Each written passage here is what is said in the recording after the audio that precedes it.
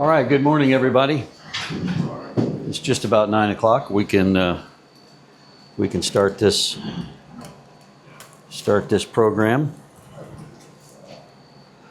Okay, today, have you guys, who's been through this particular class, emergency procedures? A couple of you? Okay. It's a relatively new one in the cycle. I just added it a few cycles back. I think this is the third time I've taught this particular one. How many of you have been through level 4 of your training? How many of you are past level 4? So you've done emergency procedures already? Okay. All right, so typically, usually if I am your primary instructor, then I will spend a couple of hours doing this lesson with you before we actually go fly. The reason I added this lesson is because I'm not everybody's primary instructor. So I wanted to get this out to everyone. So that's the purpose of this lesson. It's out of the airplane flying handbook, so it's different. We're not using this one doesn't come out of 8083-25, it comes out of 8083-3, Airplane Flying Handbook, Chapter 18. Who read it before this week? Nobody? A couple people? Okay. Is that a good practice going forward? Say it again? Is that a good practice? Absolutely. Are you getting the emails that go out on Wednesday or Thursday? You should be if you're on the list. Now, yes. Okay. 2 weeks ago. All right. So what that email will tell you is what to read, what to prep for. Okay. In the book, it'll also tell you what to prep for as far as the gold seal. If you have the gold seal that we partner with, it'll tell you what areas to go watch on gold seal to prep you for these particular classes. All right, so we're going to talk emergency procedures, and that's the definition according to Webster. Unforeseen combination of circumstances or the resulting state that calls for immediate action, or 2, an urgent need for assistance or relief. So it seems like an easy question right at first, an emergency. I mean, if I didn't put that definition up there, who by hands, who would understand the definition of emergency, even if I didn't put it up there? You know what it means, right? Everybody knows what it means. All right. Except it's a little harder to pin down sometimes when you think about it. So let me give you an example. So you're flying along, you're at 5,000 feet, and the engine quits. You're 5,000 feet, the engine quits, and there's 20 airports within gliding distance. Is that an emergency? Probably not. It's urgency, right? You got to do something quick. It's certainly, you got to pivot. your plan has changed. There's a seat up here if you want to, yeah, right up over here. There's one here, there's one back there, and there's one up over here. Either way, or in one there. Okay. What about if you're just taking off the runway and you're 300-400 feet up in the air and the engine suddenly quits? That's more of an emergency situation, right? So emergencies really are context driven. So it's contextual in a big way. So your location, the weather, as we're going to find out, you are going to play a big part in it, as well as the airplane itself can have a big part in what constitutes an emergency. A lot of times a circumstance where a problem occurs it could be a non-event or it could be an emergency. Just kind of depends on where it happens. All right. And then there's a lot of things that pilots will take an abnormal occurrence and turn it into an emergency. So let's say a door pops open, or you have a radio problem. Either the radio failed, which usually that's not the case. Usually if you're not able to hear or speak on the radio, it's usually because you did something wrong. Usually, not always, but usually. And if it hasn't happened to you yet, it will. You will have the radio turned down or be on the wrong frequency or something. It'll happen. It happens to everybody. But we take these abnormalities and we turn them into emergencies. Okay, that happens quite frequently. All right, so let's talk through. There's a few things we're going to talk about when it comes to emergencies. We're going to talk about mindset. We're going to talk about 5 things in particular. We're going to talk about mindset. And what do we mean by that? I mean, how do we think? How do we think versus how should we be thinking about potential emergencies? So we want to get our mind in the right place to begin with right off the bat, even before we get in the airplane and start flying. So that's one of the things we're going to do today. We're going to get our mind in the right place, okay? And then we want to talk about what is an emergency situation. I mean, what constitutes an emergency? How do we what are, let's say, the most prevalent emergency situations we think about and train for, and understand that it will be impossible to train for every single occurrence that could happen. You can't do it. You just can't do it, okay? So what we do is we train for the most common type things. So we train for engine failures, engine fire, electrical failure, those types of things that you hear about. Engine roughness, what are you going to do if we have engine roughness? Those are the things that we train for. All right? And understanding that you cannot train for everything, but what you do, and here's a mindset thing, what you do when you encounter an emergency, notice I said when and not if, that's the way I want you to think. What you will do when you encounter an emergency, if it doesn't fit exactly something that you've practiced, you're going to as closely make it fit to something that you know how to do or have already practiced. You don't want to make it up on the fly. You don't want to just make something up just because you haven't practiced it. If it's close to something else, then you're going to do something close to what you've done before, if that makes sense. We'll talk a little more about that. So we'll talk about some emergencies. We'll talk about choosing a field. How do we choose a field? What makes a good field? Okay? What makes an acceptable landing site? Preparing for the landing. We're committed to an emergency landing. What now? What are we going to do in that case? And then lastly, we'll talk through communications.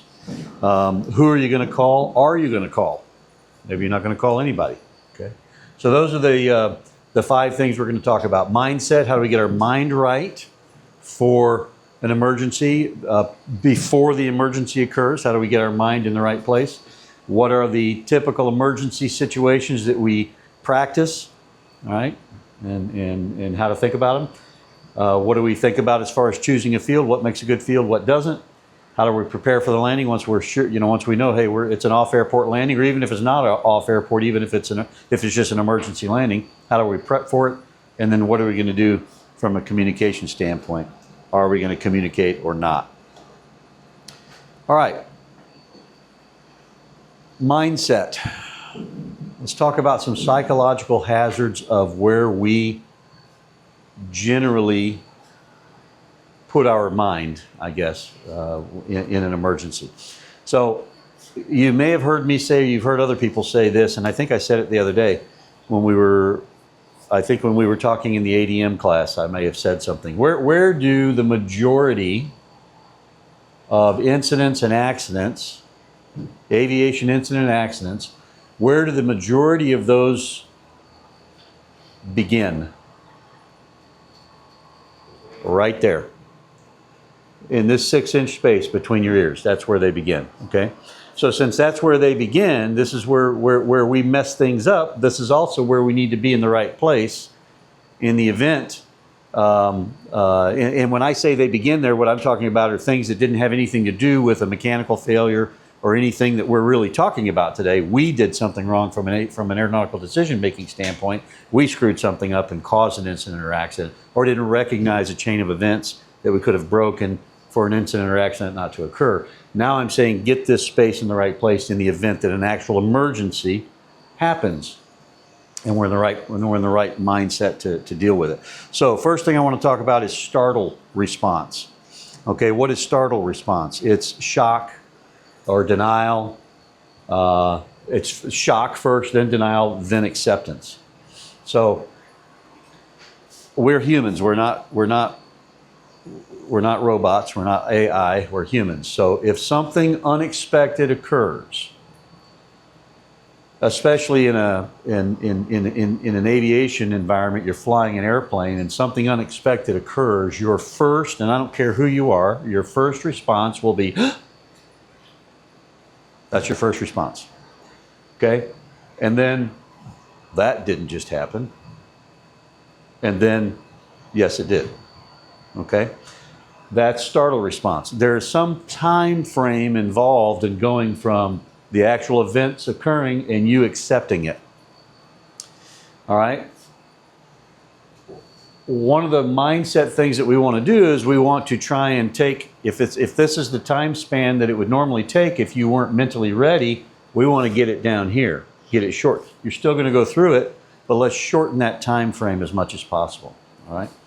And where that emergency, we'll talk a little bit more about this, but where the emergency occurs, remember I said location has a lot to do with whether it's, if you're 5,000 feet and the engine quits, that's one thing. If you're 300 feet off the ground, something totally different, okay? So if your startle response to an engine failure is 5 seconds and you're at 5,000 feet, no big deal. If you're at 300 feet, by the time you accept it, you're on the ground already.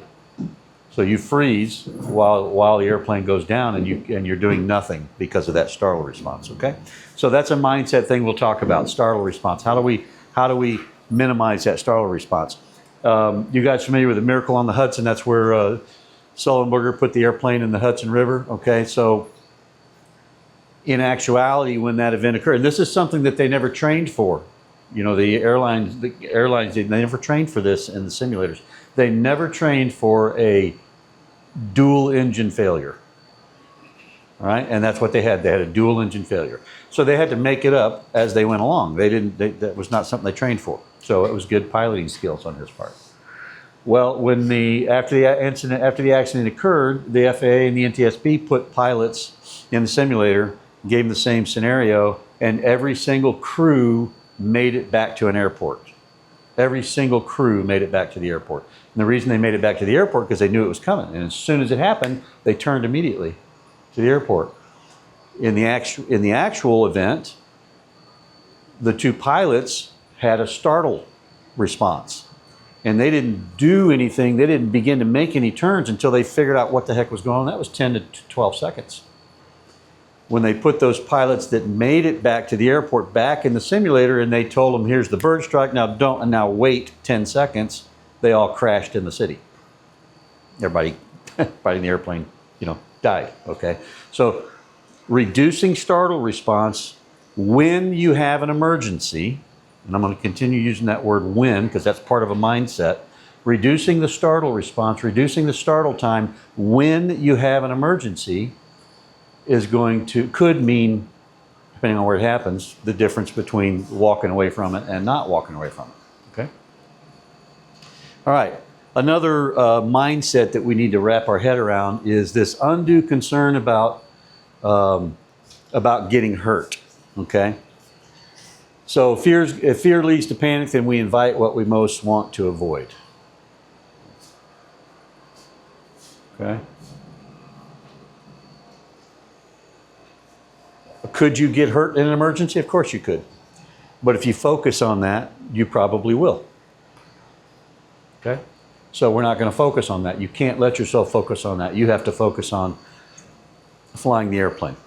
You have to focus on piloting the airplane, getting that airplane on the ground, and doing what you need to do. And we'll go a little further into that. But the next one is this problem we have with this desire to save the airplane. There could be a couple of reasons that we have this desire to save the airplane. One is that in training, we always seem to find a suitable place to land. So when we're training and your instructor says, okay, you had an engine failure or you have an electrical fire or you have an engine fire, whatever it is, whatever emergency they give you, they always do it either with an airport below you or with an airport close enough where you can get to it and land, okay? Or you know that the engine really is still running and it's not on fire and the electrical system is still going, and we're just going to get down and find a field, and even if it's a field that wouldn't work, we're just going to put the power in and go around, right? So there's always a successful outcome to a practiced emergency. There's always a successful outcome. We always save the airplane. So in an actual emergency, we might think, well, we have to save the airplane because I always save the airplane. Well, guess what? You don't have to save the airplane in an actual emergency. What you have to do is save your own butt, okay?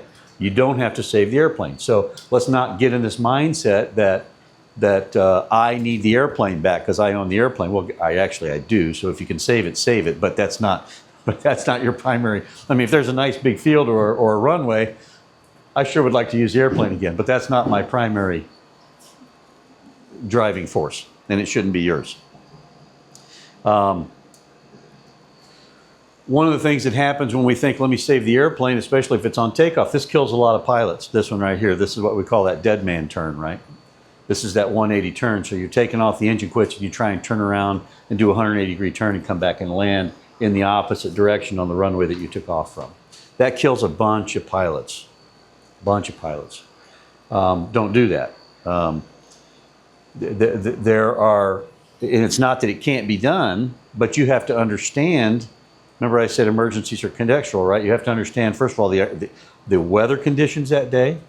You have to understand the airplane that you're flying. You have to understand your capabilities and proficiency in that airplane.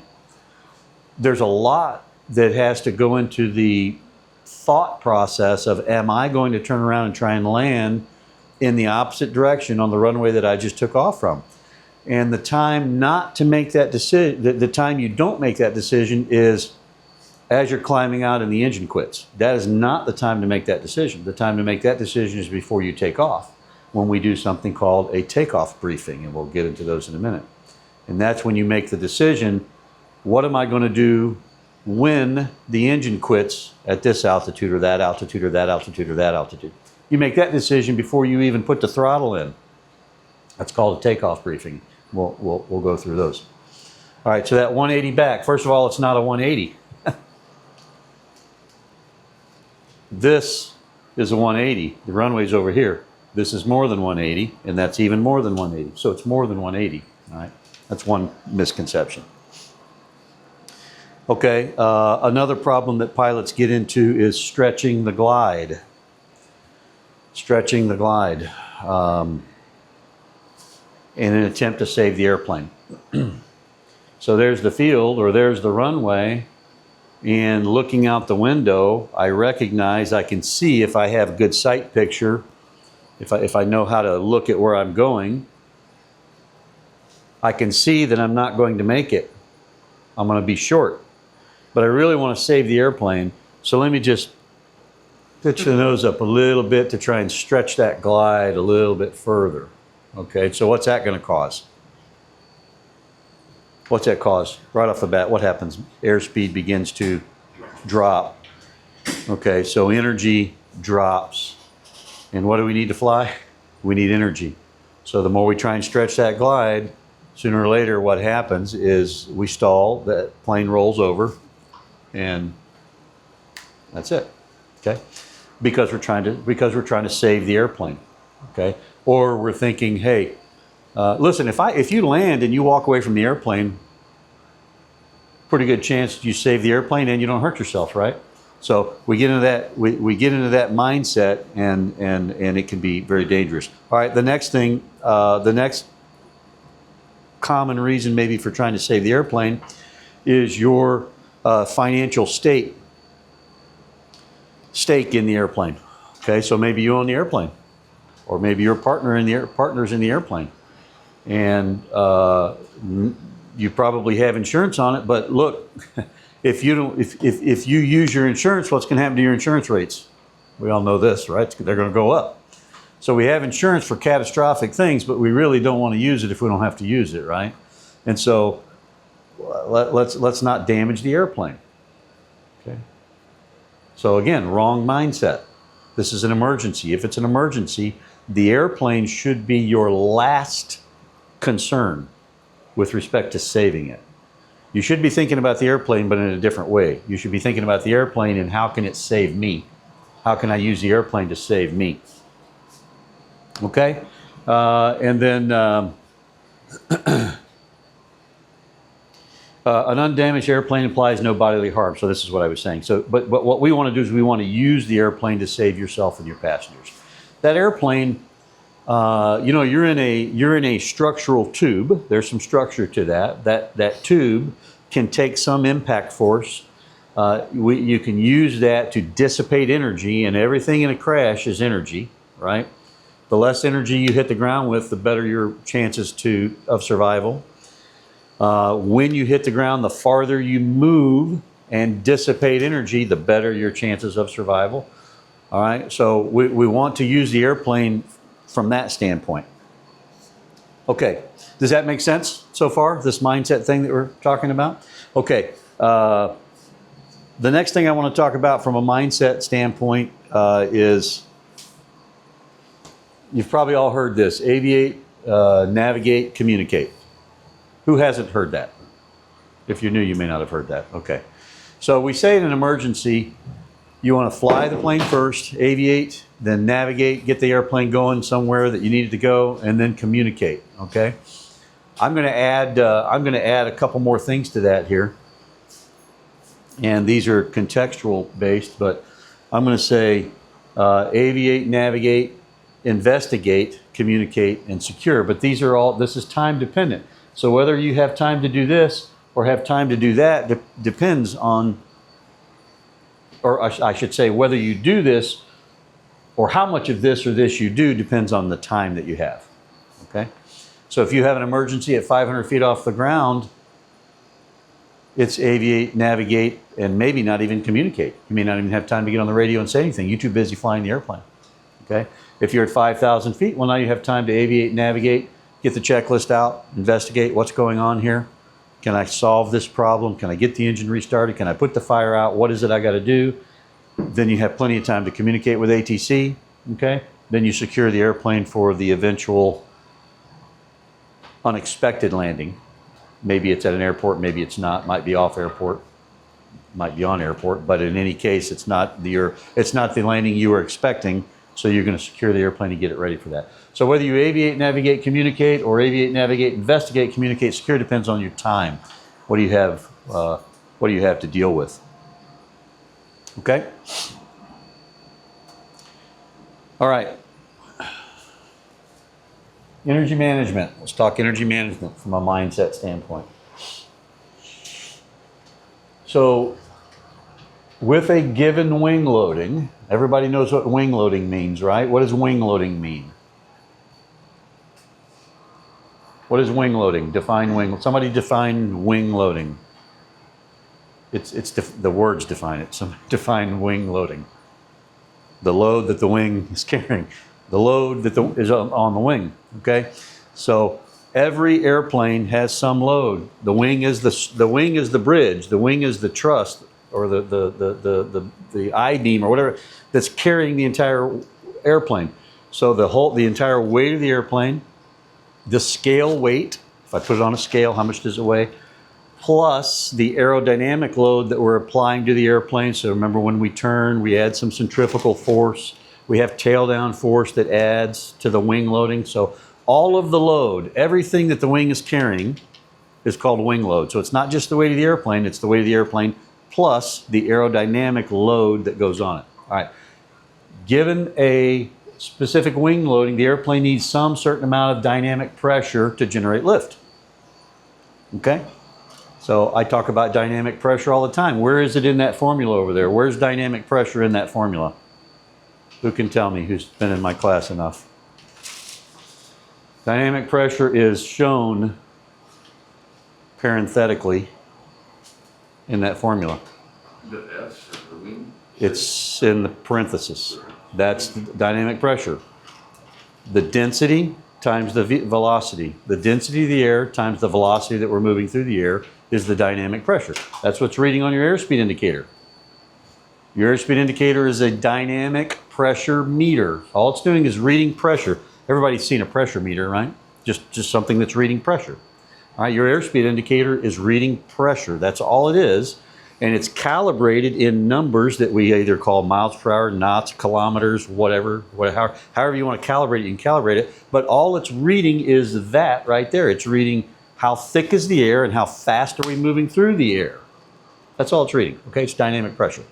And we relate, in a 1G condition, we relate stalling to a certain speed, right? So we know that if we decrease our speed to a certain point, what will happen is we'll no longer have enough dynamic pressure to keep the airplane flying.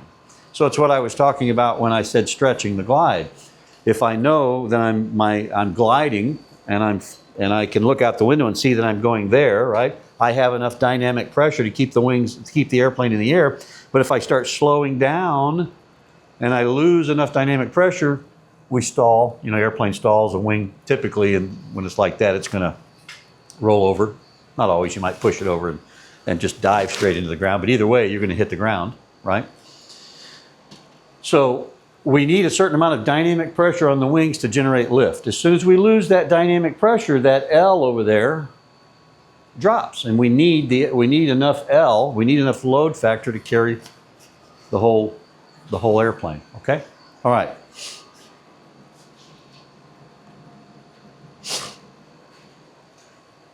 Stretching the glide is a problem. You've probably seen videos of, and I see this because I study aircraft. I don't study them. I'm attuned to, and I do study them to some extent. I'm attuned to aircraft, especially small general aviation aircraft accidents. I look and see. I try and figure out what happened and what was going on because I want to learn. Because I don't want to make those mistakes. Right? None of us are going to live long enough or fly enough to make all the mistakes. So let's learn from somebody else. So oftentimes, and I mean a lot of times, you'll see small GA airplanes like this that have some kind of engine failure or some kind of need to do an off-airport landing, and you'll see them trying to stretch a glide, and you'll see the video of it just rolling over and then crashing, okay?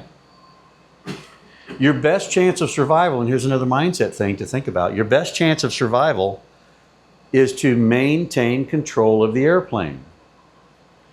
If you're the pilot in command of the airplane and you fly it into a crash or an off-airport landing, your chance of survival is a whole lot better than if you do this and it rolls over and you hit the ground like that. Wouldn't you agree?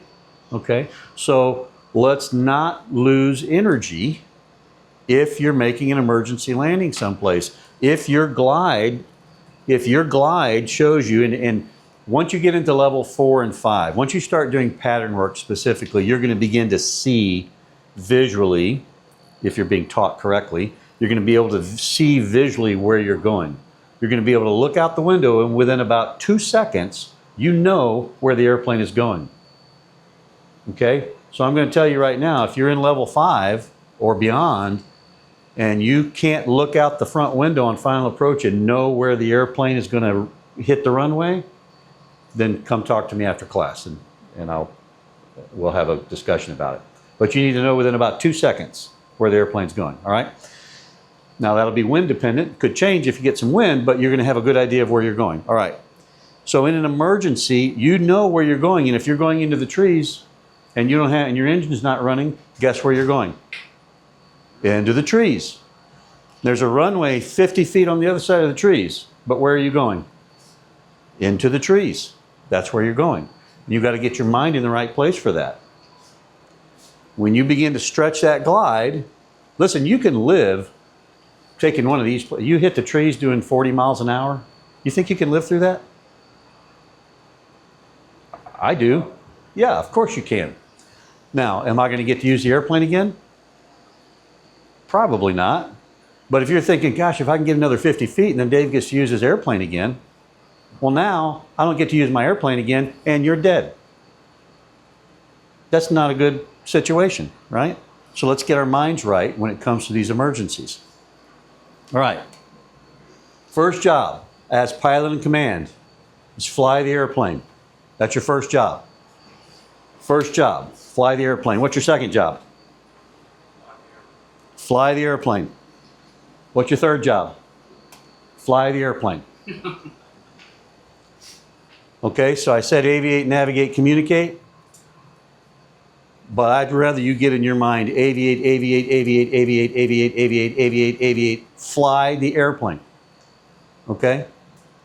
Fly it wherever it needs to go. Because flying and navigating to me kind of are the same thing. Communicating, great. If you got time to communicate, communicate. But guess what that person on the ground that you're talking to cannot do?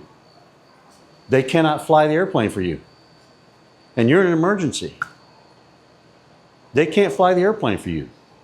You fly the airplane. And if you have time and you think they can help in some other way, get the fire department rolling. I'm going down over here. Send somebody this direction. I'm going down in trees, whatever. Sure, you can do that. You can communicate in that fashion. You can give them some idea of where you are. Put 7700 in the squawk box, in the transponder, so that you start squawking that emergency code. We'll talk about that in a little bit, okay? But your primary job is fly the doggone airplane. As soon as you become a passenger, your chances of survival just go right down the drain, okay? All right.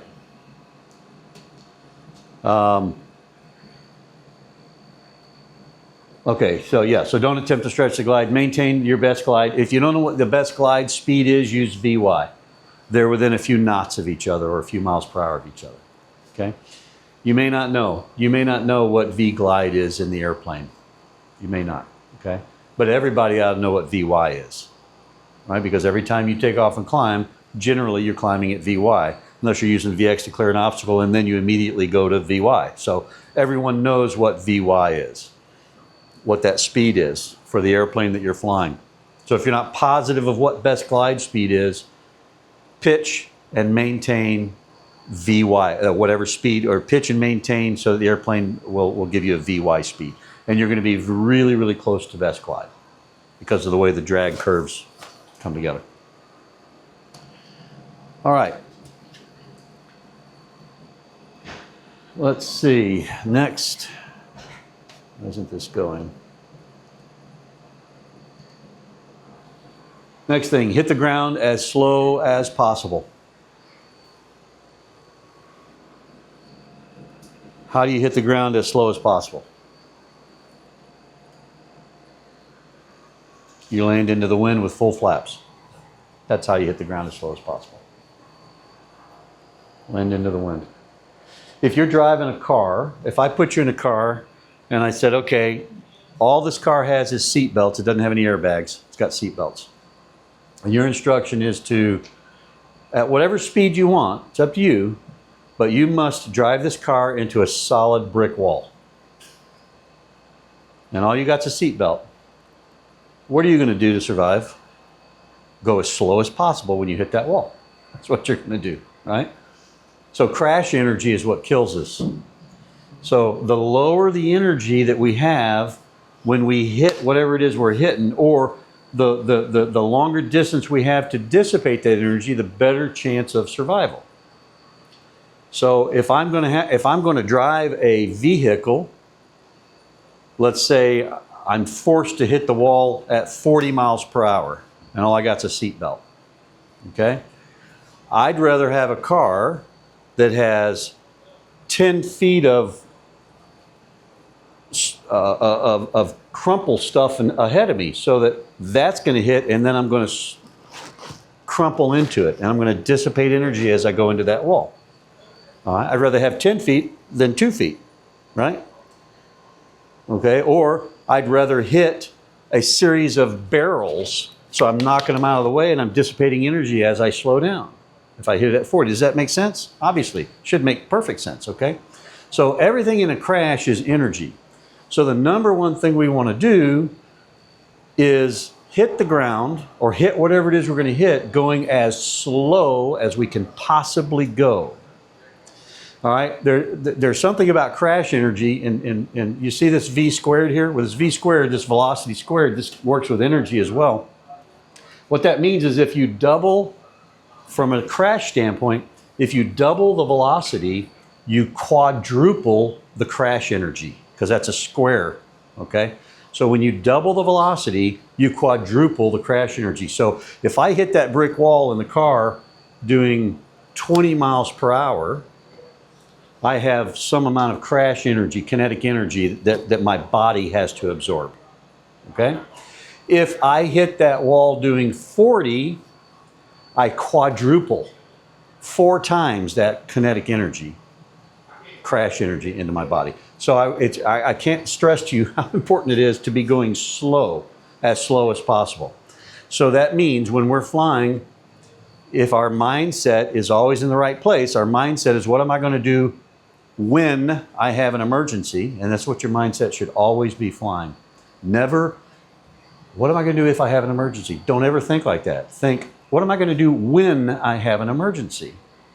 What am I going to do when this happens? If you think that way, if you're always thinking that way, then right away, that startle response, you've already cut that startle response down because you're ready for it. Because what you're thinking is, it's going to happen today. What am I going to do when it happens? It's going to happen on this takeoff. What am I going to do when it happens? You're cruising along at 5,000 feet. Okay, all right, now that's my field. Okay, now that's my field. Now I'm going in that field. Now I'm going in that field. Now that airport, winds are like this. I can make it to that airport. Okay, now I'm going to go to that airport. This is the way you should be thinking when you're flying an airplane. Because we don't have a median, we don't have a side, we can't just pull off the side of the road. So we have to find our outs. We need to be looking at outs all the time when we're flying. I'm going over here, I'm going over here, I'm going over here. That's where your mind should be, okay? And in addition to that, what else should we be thinking? If we want to be landing into the wind, what else should we be thinking? Where's the wind coming from? Right? So you don't want to think, when you're dealing with this emergency, oh gosh, well there's a field, should I be landing this way or that way or that way or this way? You should already know that. That's just in your head while you're flying. That's my field and I'm going to approach like this. That's my field, my key position's over here, I'm going over here and then I'm landing. This is the way you have to think when you're flying the airplane. You just need to get in this mindset, okay? All right, so full flaps and land into the wind. Understand that doubling your ground speed quadruples your crash energy. So I'll show you a graphic here. So I did this for the Remos. I did it at gross weight, 1,320 pounds, okay? So that's the formula for crash energy, okay? And here's the description of the units. All right, so if we hit the ground, so what's the stall speed? Full flap stall speed on the Remos? VSO? 45. VSO is 45. All right, so if we hit a brick wall in that airplane, which hopefully we're not likely to do that. Hopefully we'd hit something and move a little bit. But if we hit a brick wall at 45, we would have a kinetic energy of almost 90,000 foot-pounds of kinetic energy that has to be absorbed when we hit that wall, okay? So about 90,000. If we hit it going 90, it'd be 357,000 foot-pounds of kinetic energy. So every time you double, there's 10,000, there's 40,000. Every time you double your speed, you quadruple the energy effect. All right? So I'm putting this up here because I want you to grasp in your head, go slow, go slow, go slow, go slow, go as slow as you can. Don't stall, but go as slow as you can. Okay? Where do most incidents happen on the, forget engine failures or emergencies, but just in general, incidents and accidents. Takeoffs and landings. Takeoffs and landings. And of those, of these takeoffs and landings, they're loss of control a lot of times, okay? You don't typically have a lot of injury associated with them. Why? Because we're going slow. This is why we take off and land into the wind, along with the fact that you use less runway when you do it. Also, you want to land with full flaps. Why do we want to land with full? I see far too many students landing with partial flaps or no flaps all the time. I see it all the time. Far too many. Why do we land? Why do we want to land with full flaps? Slows our speed. If something happens bad when you hit the runway, you lose control of the airplane, you're going slower. You want to be going as slow as possible when you hit this big giant rock. Let's be going as slow as possible. All right, and there's the graph of these numbers. All right, this graphic here is in the handbook, flying handbook, and so what this is showing is here's an example, and by the way, 9Gs. This is a 9. Both of these are a 9G, 9 forces of gravity deceleration. This is about what's understood to be the human limit. So as humans, as relatively fit humans, we can withstand 9 Gs, okay, without doing a lot of internal damage. All right? So same airplane, so same weight, same weight.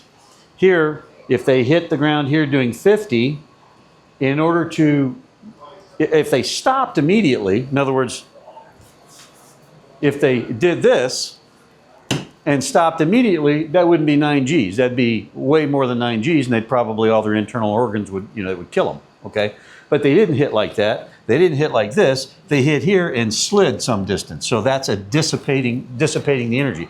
So they dissipated that energy, whatever their weight is, over a distance of about 10 feet, 9.4 feet. And I don't know what weight they used to calculate this, but they used the same weight, so the end result is the same.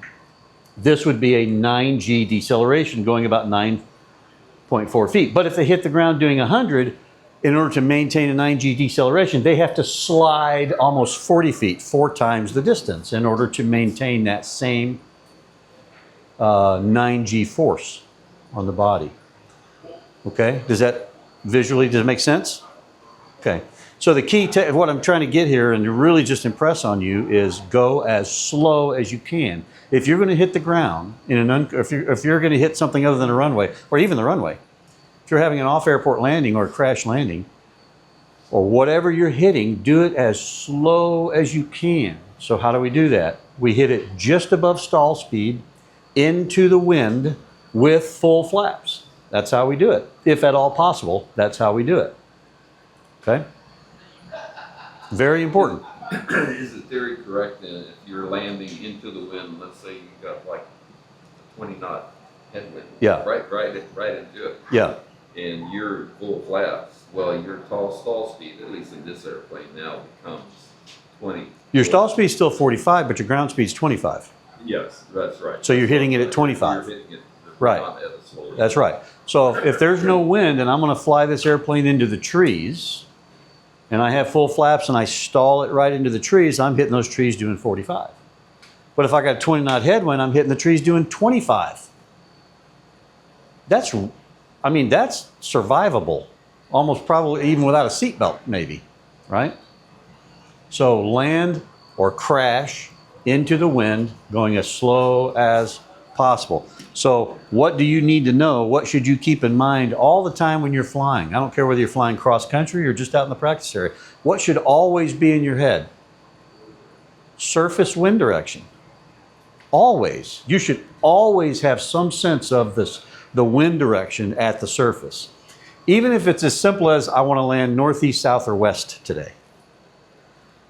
The winds are favoring a southerly direction. If you're just in the practice area and you know the winds are favoring, 1-3 or 1-7, okay, and you don't go too far away from here, then you could pretty well assume that you want to land to the south out in the practice area if you hadn't had an engine failure or some emergency situation. Okay, maybe it's not an engine failure. Maybe you're making we'll talk about different types of landings, but a precautionary landing would be a landing, an unscheduled landing in a field, perhaps. An unscheduled landing in a field, that you make a decision to do it, right? Well, you want to know where the wind's coming from. There's some different ways to recognize where the wind's coming from. What are they? If you don't have an airport, you don't have a windsock, or you're just flying. How can you keep yourself abreast of surface? And it's surface winds. It's not winds at altitude. That's not what we care about. We're not landing up here at 5,000 feet. We're landing at the surface. So we want to know, what are the surface winds? What are some ways we can maintain, knowledge of what the surface winds are below us? What are some ways we can do that? Wait, say. Flags.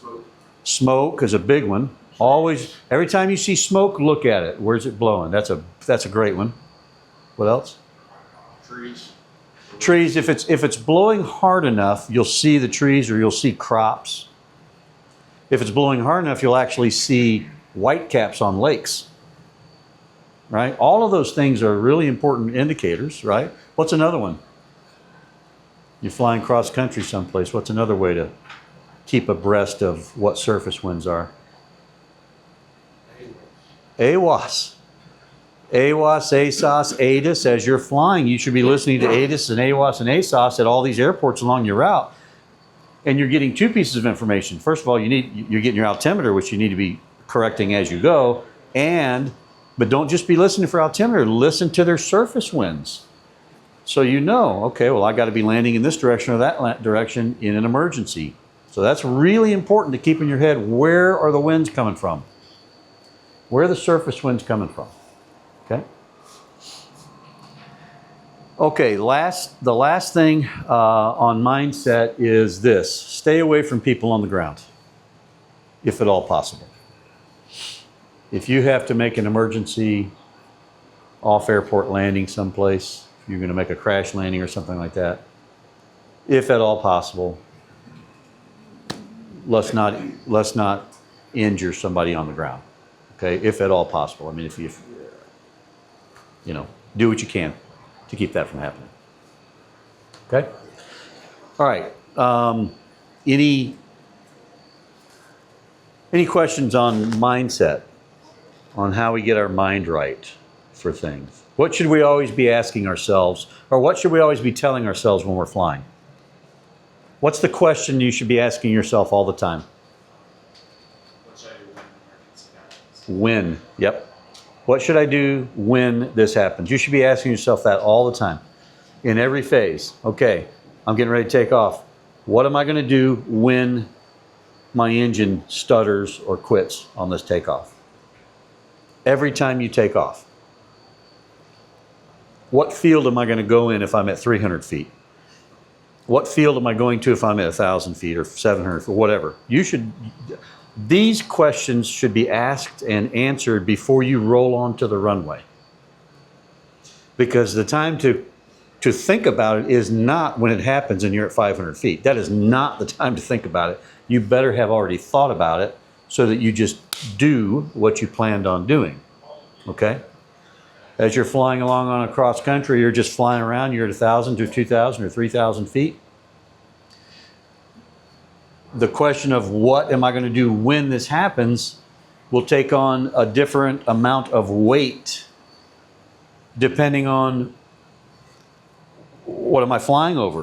When I'm flying out here over the flatlands of Texas in the practice area, I'm thinking these things when I'm flying with you guys as students. These are going through my head. I'm looking at fields. I know where I'm going when it happens, okay? But I'm thinking differently about it when we're out over here in the practice area than when we're flying up over the hill country. When we're flying over hill country, my thought process is a lot more dynamic over the hill country than it is out here where there's fields all over the place out east, right? Does that make sense? All right. So when I'm flying out over hilly country, I like a little more altitude. I want a little more time. Okay. All right. So always be thinking, what am I going to do when this happens? What am I going to do when this happens? Okay. Let's talk about some different types of emergency situations. This is the one that everybody thinks about when it comes to general aviation. I mean, everybody. Well, what happens if the engine quits? Right? Your friends, your wife, your husband, whatever. Well, what are you going to do if the engine quits? Well, you know, it's a small plane. The engine, you hear about it all the time. The engine quit. What are you going to do? Well, so we practice that one a lot. Well, it depends. What do you do? It depends. Depends on where you're at. Okay? If it occurs at cruise altitude, I got a lot of time. You can aviate, navigate, investigate, communicate, secure. Okay? When it happens, are you going to be startled? Is there going to be some startle time that you lose? Yeah, not probably, absolutely. Absolutely. Because no matter how much we tell ourselves when it does, it's going to startle you. It will startle you, okay? But how long it takes you to get to the acceptance phase and do something now is what we're talking about. We want to shorten that time frame. Okay. If it happens close to the ground, well, then you need to do something real quick. So up here we can aviate, navigate, investigate, communicate, secure. Down here we basically aviate. Okay? And that's the purpose of the takeoff briefing, which I've been alluding to a lot.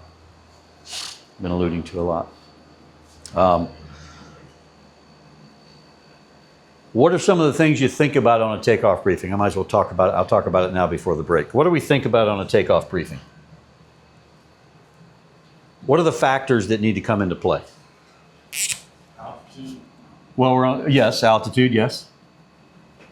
before or after rotation. Yep.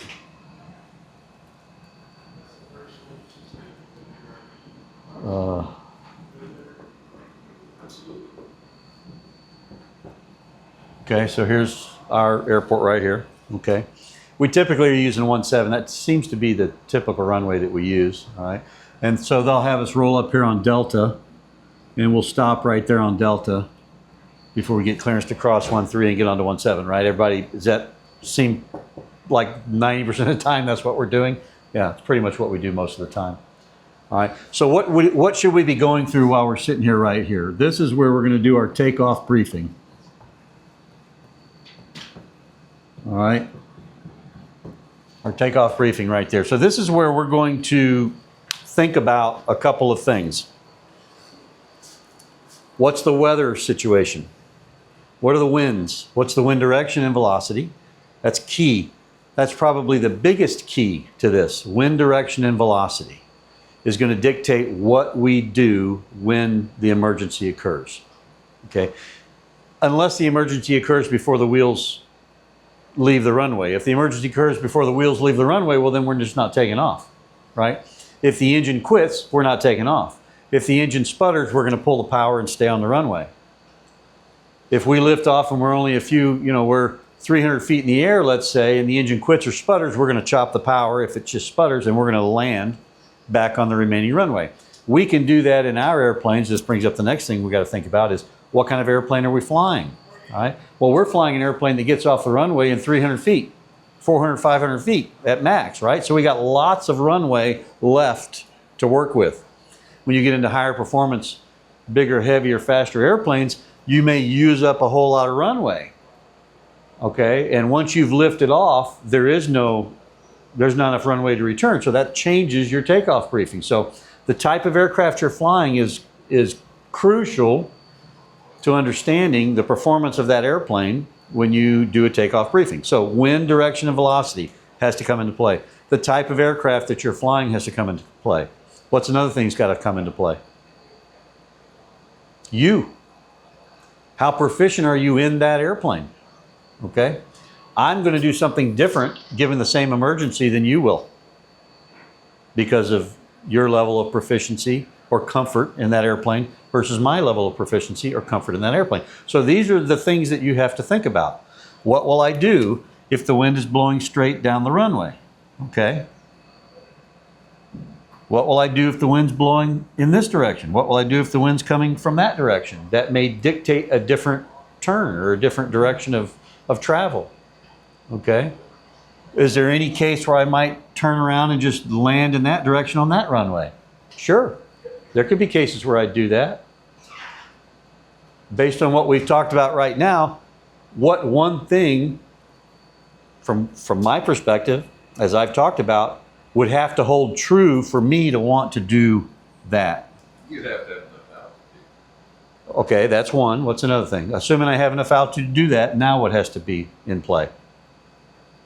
The winds have to be pretty doggone light. Because if the wind's blowing at 20, I'm not doing that. I'm not landing with a 20 mile an hour or 20 knot tailwind. I'm just not going to do that. Right? Winds are blowing, 5, they're light and variable. Yeah, I might do that. So see, these are what you can't do. You know how you do a passenger briefing right now?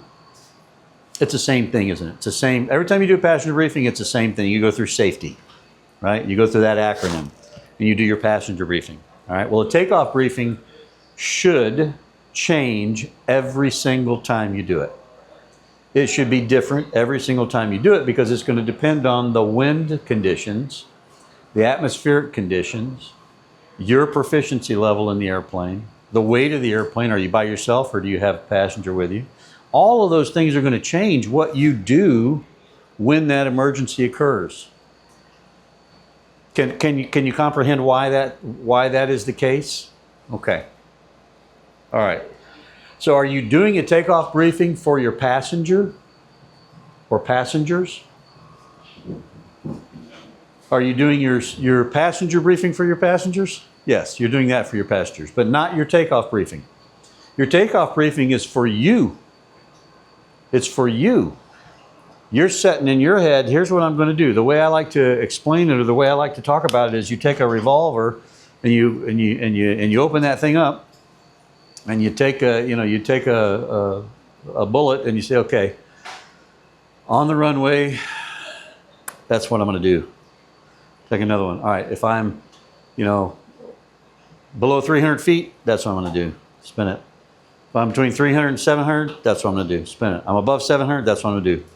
Shut it, pull the hammer back, put my finger on the trigger, shove the throttle in. And now when it happens, boom, pull the trigger and do it. And I don't want to think about it in the moment. I want to have thought about it back here. And then just do what I had planned on doing based on the emergency that comes, or as close to that emergency, as it is. Now, are there any gray areas in that? Sure there are. Suppose you have a limit of 300 feet, well, below 300 feet, it's this. Between 300 and 700, it's this. Well, what if you're at, 650? Right? I mean, so sure, there's some wiggle room in there. The point is, you're taking off with some doggone good idea what you're going to do when that emergency happens. You're not thinking about this in the air when it happens. That's the key. That's the key to this. Okay? The other thing to think about before we take this first break is when you fly into unfamiliar airports, this airport, everybody should be familiar with, right? Is everybody in here familiar with this airport? Is everybody in here familiar with the fields that surround this airport? Is everybody here familiar with where you could land an airplane if you had an emergency after takeoff? We'll land in the field right now, full of bales.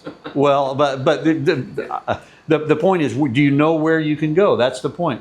If I'm using 1.7, what are my outs over here? If I'm using 1.3, what are my outs? If I'm going this way, what are my outs? If I'm going this way, what are my outs? I can tell you that I'd rather be going this way than that way. There's a lot more outs going this way than there are that way. And if you don't know that right now, then next time you fly, I want you to look around and you'll understand why I'm saying that. So this is the way you need to be. Your mind needs to be this way when you're flying. At your home airport, you had better know, where are my outs, right? Because the potential for you to have an emergency on takeoff or landing, statistically is higher at your home airport, right? Because that's the one you're flying in and out of most of the time. So you have more of an opportunity to have that there. So you need to know where your outs are. When you go to an airport you're not familiar with, how are you going to know what fields are there to land in? How are you going to know? That's a question. Go to Google Earth, right? Go to Google Earth. Now, is that guaranteed that there's not a factory in that field? No, there's not, because Google Earth might be an old picture. You might get there and there's a factory in that field, all right? Or whatever. So what are we going to do then? What we're going to do is, as we approach that field to land, we're going to look at that. As we approach the airport, we're going to look at that field that we said that would be a good out. We're going to make sure they didn't put a factory in it, right? Or we're going to study the area before we land, so we see, all right, well, when I take off, there's this over here, and you're going to get that in your head as you land at an unfamiliar airport. When you land at an unfamiliar airport, eventually you have to do what? You have to take off out of that unfamiliar airport. Okay, does that make sense? So this is what I mean this is why I have this conversation with my students before. We don't just go start level 4. We just don't do that, right? There's things you do, right? And I'm going to let your instructor talk to you about that. Getting the checklist out and going through the checklist and going through the emergency checklist, that's all very, very important. But primarily what this class is for is to get this space between this ear and that ear in the right place for emergencies. That's what this class is for. Because the checklist and the things that you're going to do in the event of emergency, The things, the physical do A, B, C, D, E, F, G are going to be different depending on the airplane that you're flying. But the way you think about it between this air and this air are going to be exactly the same no matter what airplane you fly. So that's what this class is for. Okay. All right, let's take a break. So we talked about engine failure. Let's talk about partial power loss. So what do we do with the partial power loss? We assume that we're going to lose it all. If you have a partial power loss, your assumption is going to be, I'm going to have a total power loss at some point. Okay? So what then do we want to do? Obviously, you're going to get your checklist out, but from a generally speaking, what you want to think about is, if I'm going to have a total power loss, then you need to immediately make a turn towards what? Your out. Whatever your out was that you were planning, you need to go that way. Hopefully it's an airport, okay? But you need to go that way. What about, should we go ahead and start descending? No, of course not. Of course not. Hold whatever altitude you can hold. If you can gain altitude, I'd even start gaining altitude, all right? Altitude above us does us no good. Altitude above us, runway behind us, and fuel in the fuel truck does a pilot no good whatsoever, all right? You want the fuel in the plane, you want the fuel in the tanks, you want the runway in front of you, and you want the altitude below you, right? Is your mind ever concerned about like an engine fire if you have a partial power loss? Because like that's kind of where my mind would be at. If someone's got you going on and maybe a fire starts. No, that doesn't. I never associate a partial power loss with an engine fire, and the reason is, if you from a systems standpoint, that doesn't make a lot of sense. That you would have doesn't mean it couldn't happen, but it's not logically what would typically come to my mind first.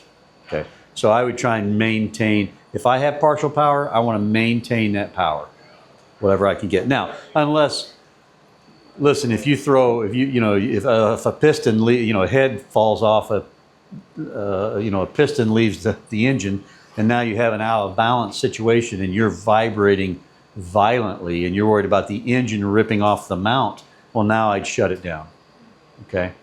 Because without that weight of that engine out there, now you're in an out of balance situation. If that engine falls off, you have a severe aft CG, you got a big problem, right? But if it's just, unless it's running incredibly rough so that I think the engine's getting ready to come off the mounts, or the mount's getting ready to rip away from the firewall, I'm gonna leave it running, okay? But assume you're going to have a total power loss. So you need to move in a direction where you can make an emergency landing when it happens. Okay? Carb heat immediately. If you have engine power loss, carb heat. Or if your engine roughness, carb heat should be the first thing you do. Now, if it's truly carb heat, then you missed it, because why? What's your first indication of carburetor ice? No. Engine rough. If your engine is running rough because of carburetor ice, then you missed the indications of carburetor ice, and you let it get to that point where now it's running rough. What's your first indication of carburetor icing? In our airplanes, fixed pitch propeller airplanes. Loss of RPM. RPM will begin to drop. If you're flying an airplane with a constant speed propeller, what's your first indication of carburetor ice?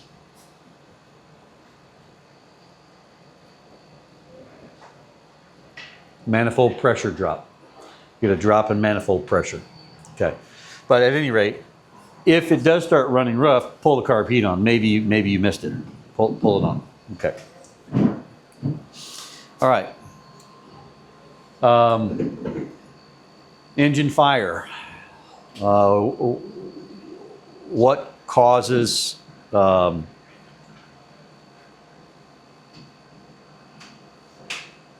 see, how do I want to say this? We need these three things, right, for an engine to run. We need fuel, we need air, we need spark. I didn't bring this up on engine failure, but on engine failure, just generally speaking, if your engine quits, it's one of these three reasons.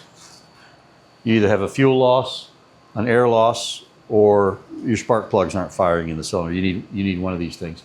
With an engine fire, in order for a fire, just like for an engine to run, in order for a fire to be sustained, you need three things. You need fuel for the fire, you need air for the fire, you need something that sparks the fire. Once the fire is going, that fire is the spark. Okay, so if we have an engine fire, then the fire is already there. Whatever sparked it, but now the fire becomes the ignition, so is the ignition, and now all we have to work with is fuel and air. Okay, so if we want to put that fire out, we need to shut off one or both of these. If the fire's going, you've got the spark, you've got the ignition. You need to get rid of air. You either need to you need to change, either get rid of or change the ratio of fuel to air.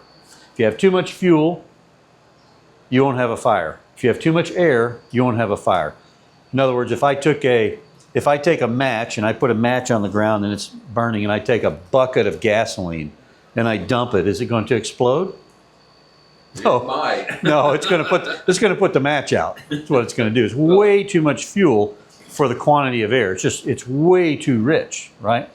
So, but if I put just a little bit of fuel on there, now it may do something, right? So the ratio of fuel and air has to be correct. By the same token, if I have a match burning down there, okay, well, what's the fuel? The wood, the stick. The stick is the fuel. The fire is going, that's the spark, and the air is just the ambient air around it. Well, if I blow on it, I give it too much air, and what happens? It blows it out, right? So if you change the ratio of these and you get it wrong, you're going to put the fire out, right? Or if you change the ratio, or if you get rid of one or both of them, you're going to put the fire out. Eventually, the fire will go out. So what do we want to do if you have an engine fire? What's the first thing you're going to do? Shut the fuel off. Turn off the fuel. Right? The initial assumption is, I got a fuel line leak somewhere in there. There's a bunch of fuel lines running around in that engine compartment. A bunch of fuel lines. So if something happens, maybe you get a fuel leak and it drips down, or it's running down onto an exhaust pipe or a muffler that's 1,000 degrees, that could catch on fire. You could have a fire in that sense, right? So shut the fuel off. That'd be my first inclination. Everybody know where the fuel valve is on our airplanes? Right in front of the brake. Right in front of the brake, you have a unfortunately, it's a little valve that looks just like the brake lock valve, but it's in front of the handle. Yeah, it's in front of the brake. That's the fuel valve. Shut it off. Okay. If you're flying an airplane with a more complicated fuel system, that's one reason I like these planes. It's pretty simple. One tank, one off switch, and it can be in two positions, on or off. On or off. I like that. If you're flying an airplane that has a more complicated fuel system, when you went through my systems class, I talked about fuel systems, and I talked about how important it is to understand the fuel system in the airplane that you're flying. And this is one reason that you need to understand the fuel system, because if you've got to shut it off, you better know how to shut it off. All right? And it may not be one thing that you shut off. In most GA airplanes it is. Most GA airplanes it's one valve that you get to the off position. Point is, understand how to shut the fuel off. All right? Is that going to immediately put the fire out? No, it's not, because you got fuel in the lines.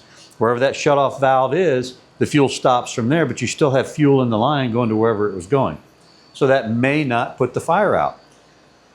Not only that, perhaps the fire caused other things to catch on fire, like rubber hoses. Now you got rubber that is the fuel source. So even if you turn the gasoline off to it, it may still burn because it found another source for fuel.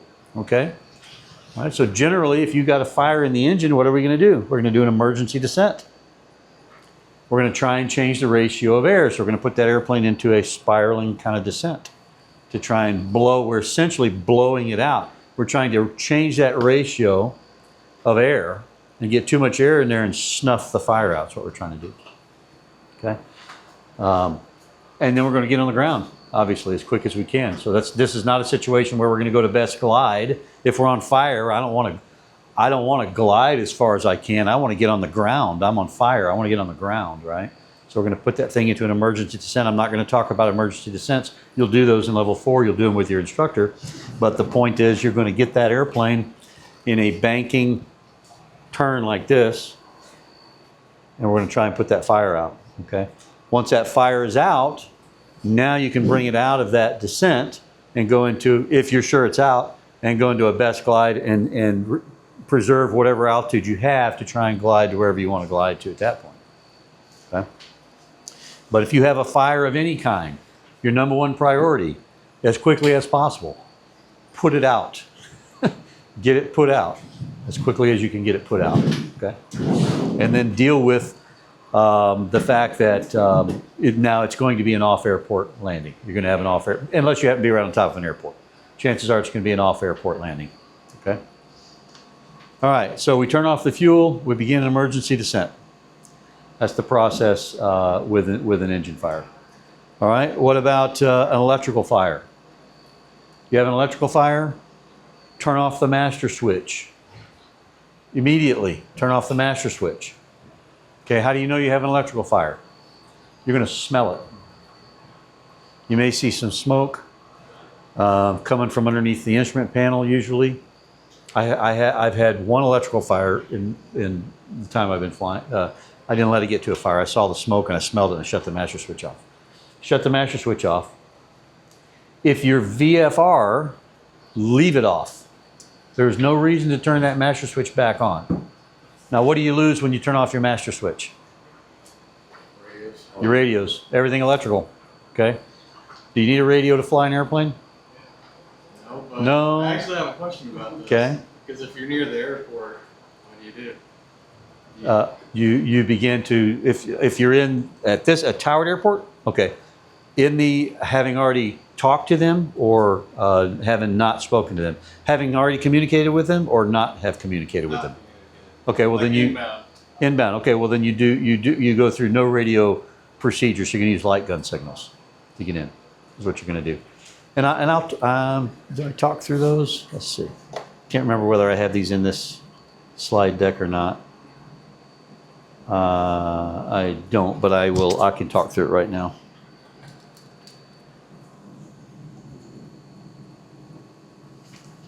I don't even know in 406 when you turn the master switch off, you can't even squawk while it's on. No, you can't squawk anything. No, you won't. Everything electric goes off, so you can't squawk anything. So here's the process. Well, first of all, let me back up. I'll talk through it though. If you have a electrical fire, turn off the master switch and don't turn it back on. What you may read in some publications is to turn the master switch off, pull all of the breakers, pull all of the circuit breakers out, turn the master switch back on, and then push the circuit breakers back in one at a time until you find the one that's smoking, and then leave that one out and turn the rest of them back on. I do not advocate for that in any way, shape, or form if you're flying VFR. It's a distraction that can be used. You can lose control of the airplane because you're distracted with something that you don't need to be distracted with, because you don't need a radio. You don't need anything electrical in these airplanes to fly them whatsoever. So my advice to you would be, if that occurs, go land at an uncontrolled airport someplace where you don't even have to worry about light gun signals. Get on the ground, troubleshoot the problem on the ground. Don't try and troubleshoot it while you're flying. If you're in an instrument condition, if you're on IFR, if you're flying IFR and you're in IMC conditions, now the electrical system is a lot more important to the flight. In that case, that's where you shut the master switch off, pull the breakers, master on, one breaker on at a time till you find the faulty one, then leave that one off. In that case, I would probably do that. If I'm VFR, there is no way I'm doing it. It's added risk. Why? Why do I want to add that risk? Why do I want to do that? Right? Don't do it. VFR, leave it off. All right. So what are your options? Go to an uncontrolled airport and land and call me. Or Sebastian. Call Sebastian. I don't know. Let him deal with it. That's what I pay him for. But if you have to fly into a towered airport, here's what you're going to do. You're going to fly, you're going to try and get over the top of the airport. Try and stay out of the airspace if you can. Okay, and just circle. Just circle up there. They're going to see you eventually. Circle and keep yourself in a position where you can see the tower. Try and circle in to the left so you can see the tower, and watch for light gun signals. And you're going to get a signal eventually. And what you'll get is a flashing green. And what that means is go ahead and come on in and get in the pattern. So while you're circling, if you haven't already listened to ADA so that you know what runway's in use, while you're circling, you're trying to determine what runway is in use. If there's more, well, there's always more than one runway, even if they only have one, right? You're going to figure out which runway you want to use. When you get that flashing green, you're going to descend down in and get in the pattern to land. And again, be watching for the tower, okay? Maybe you get to the down where you get to a position where you can't see the tower, but if you got that flashing green, then you go ahead and set up to land. But before you land, you make sure you have a steady green. That's your clearance to land, and you go ahead and land. That's what you do, okay? All right. Does that make sense to everybody, how you do that? The procedures for this are in 88325. They're also in the AIM, the light gun signals. And if you have a knee board that you purchased from us, the light gun signals are printed on that knee board, so you can just look at it and see what the signals are. And if you don't, and that worries you, then you can always print that stuff out and put it somewhere, have it with you in some fashion. Okay, but I will always tell everybody, look, if you don't, that's one more distraction. If you've never gone into a towered airport and used light gun signals to land, it's not a big deal. I've done it a few times. It's not really that big a deal. But if you haven't done it and it's concerning to you, just go land at a non-towered airport. You don't need to talk to. You don't even need a radio, right? Now you want to be visual. You want to visually. Yeah, is it on there? Yeah, yeah. You visually want to use the right pattern entry procedures, the right standard operating procedures to get in and out. Collision avoidance procedures. Get in, land, and call Sebastian. Okay. All right. So master switch off, leave it off, then vent the cabin in any way you can if you need to. Depends on how much smoke you got in the cabin. The smoke, if you don't see the fire, and generally you won't see a fire first, you'll see or smell the smoke, and it's an acrid smell. You know right away that's an electrical. It has a certain smell, doesn't it, Tim? You're an electrical guy. It has a certain smell to it. When you smell that, shut the master switch off. Okay. Vent the cabin. You don't want to be breathing that. So open the vents. In these planes, you can even just, if the thing is connected, you can actually open the door, and usually it'll just kind of hang right there, But get the cabin vented. All right. Okay, let's talk about airframe or control problems. So first off, do a proper pre-flight inspection. Okay.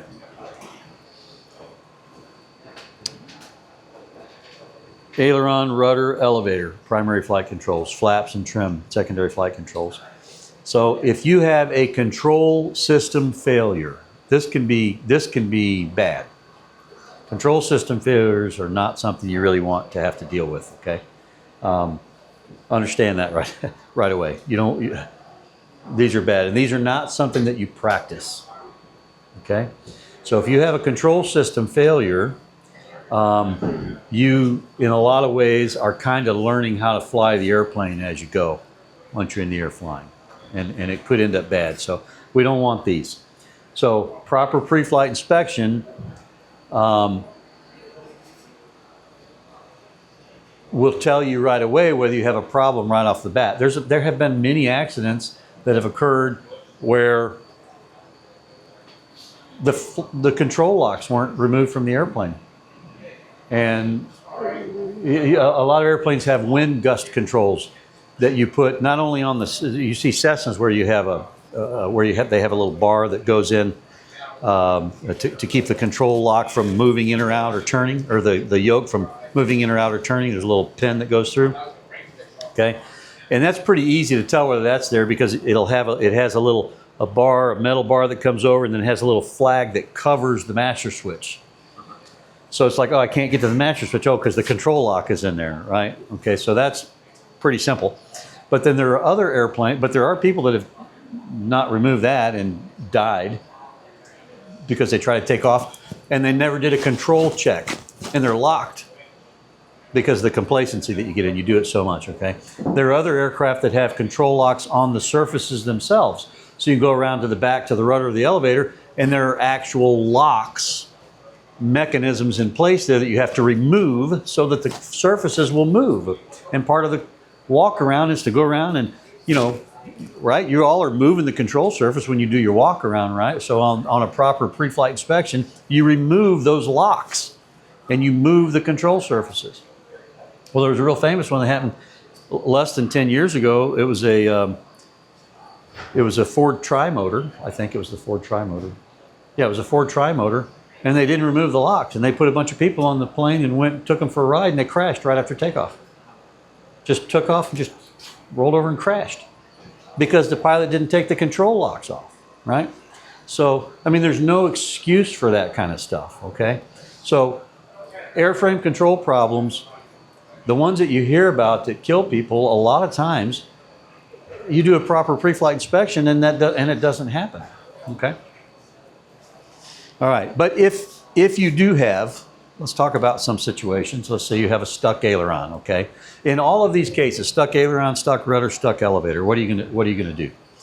Or stuck rudder, I mean, what are you gonna do? Well, understand first of all that if you have any control surface stuck in one direction or another, you're gonna have to use some other control surface to correct for directional control, right? Does that make sense? If my ailerons are stuck like this, I'm wanting to turn, I'm gonna have to use opposite rudder to keep directional control.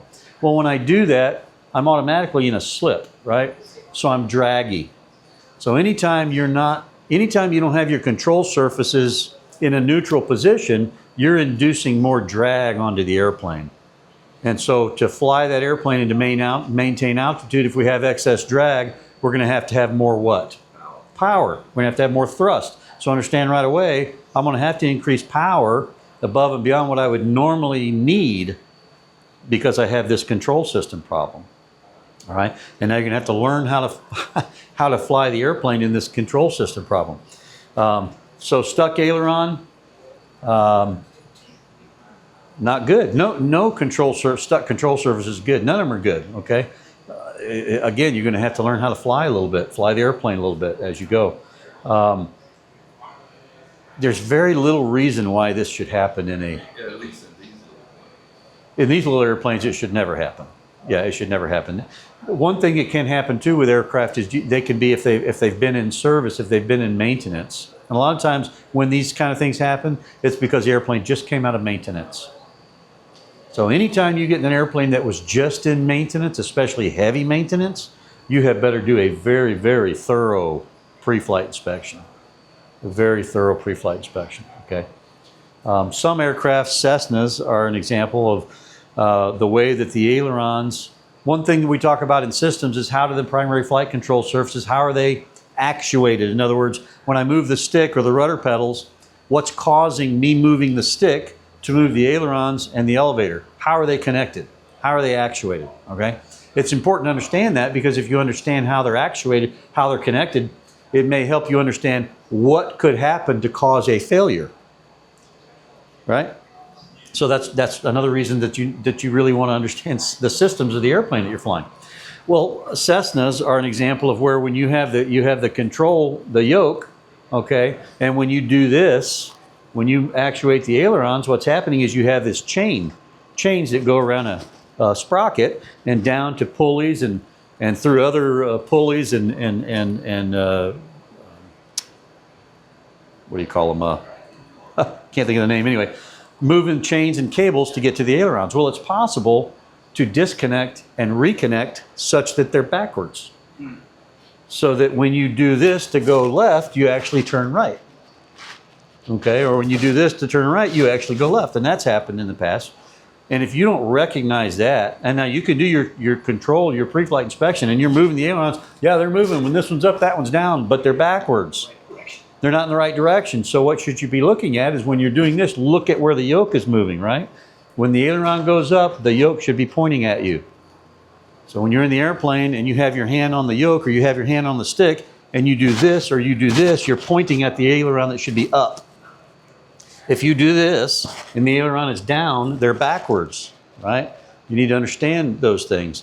Understand that before you take off because it's going to be a lot hard. It's very difficult once you take off and realize when I do that, I go this way.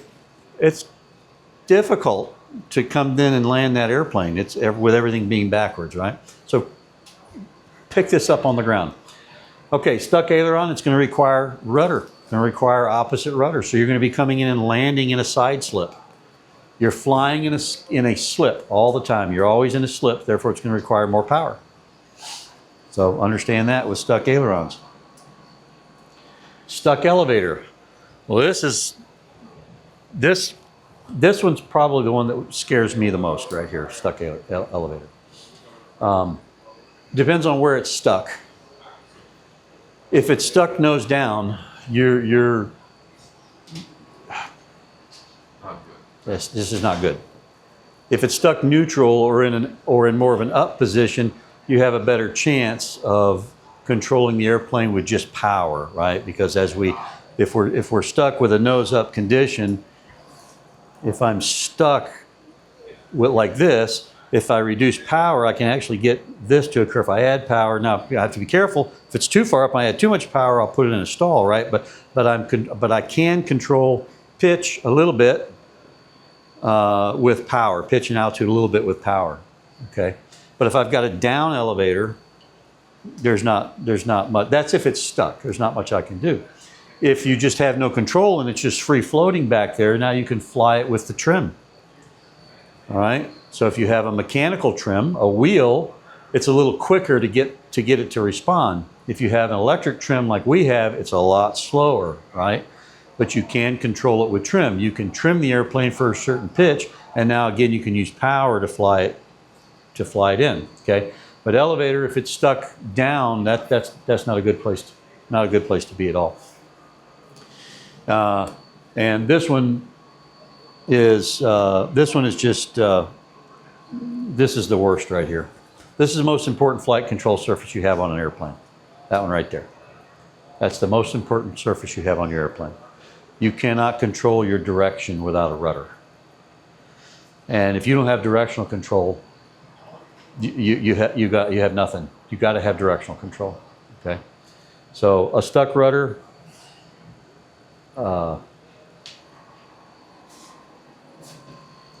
It's not good. Just not good. You don't want that.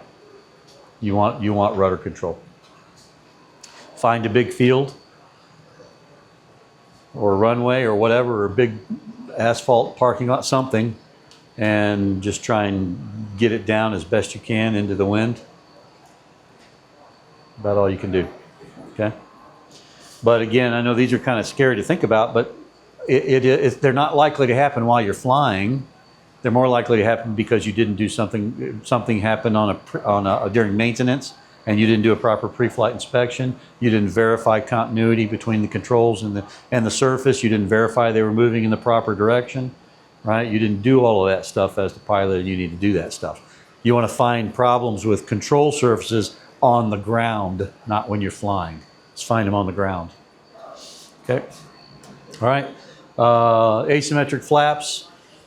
You hear about this occasionally, where you have one flap that goes down in a different position than the other, or one's down completely than the other. Again, that's going to be a situation where you're going to need more power, right? And it's going to take both aileron and rudder for corrective action. But this one, not as scary, depending on the airplane you have. If you have full flaps and they won't, or you have partial flaps, and one of them's all the way down and the other one's close to all the way down, and you're flying something like a Cessna, that could be a bad situation, because even at full power, you may not be able to climb. So that could be a difficult situation, and you're likely to find that occurring when you're low to the ground already, because you're putting these in as you get close to landing, and so now you don't even have altitude to work with. So that could be a sticky type situation.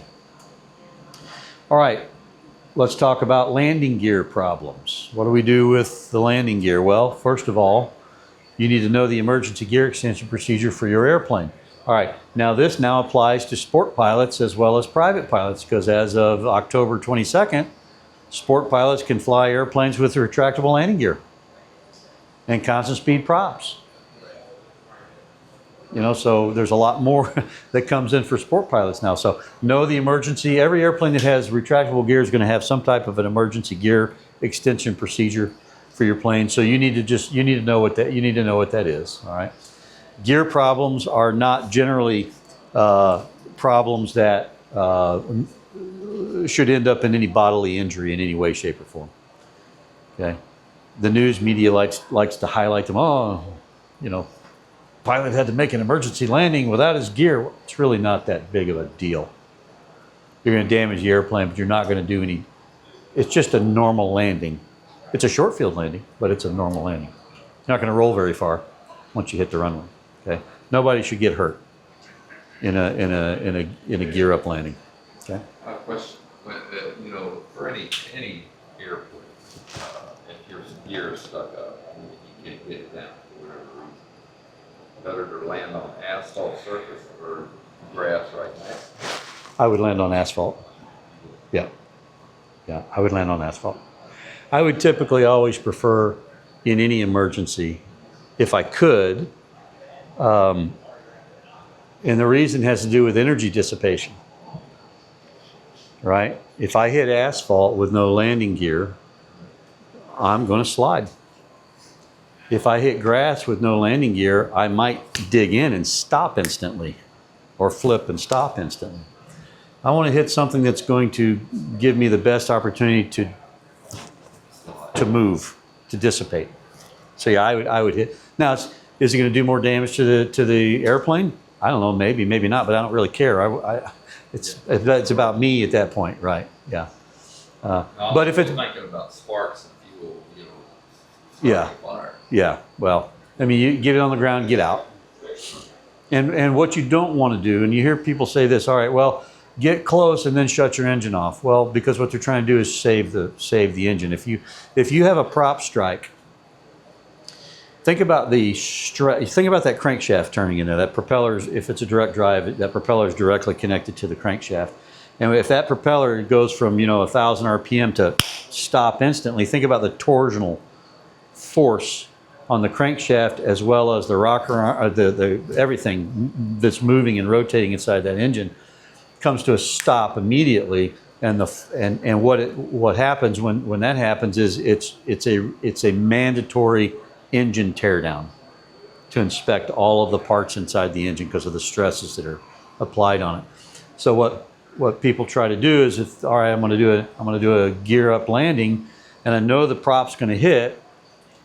And again, it's this thing, I want to save my airplane. Okay, so if I shut the engine off before I land, well, now I've got a windmilling prop, or if I get it slow enough where the prop's not even windmilling, now it's going to damage the propeller unless I stop it horizontally. I don't have to do any damage to the engine. Well, the problem is that most pilots don't practice landing the way I make all of you guys land. And so they don't know how to land without power. And so they shut the engine off, and now they don't even make the runway. Okay? Because they don't know how to do it. So my advice would be, unless you are absolutely sure of your skill and your ability, I'd leave the engine running and just that's why you have insurance on your airplane. That's what the insurance is for. And so the prop hits, so you have an engine teardown. Yep. Have an engine teardown, but you're going to walk away from it. That would be my advice to you. Okay. And if it's a gear failure, whether you land on you said grass next to the runway. Yeah, no, take the runway. Yeah, take the runway. Okay, let's talk about systems failures. Pedostatic failure. All right, pedostatic failure. Two things could occur here. We could have a pedo failure, or a pedo blockage, or a static blockage.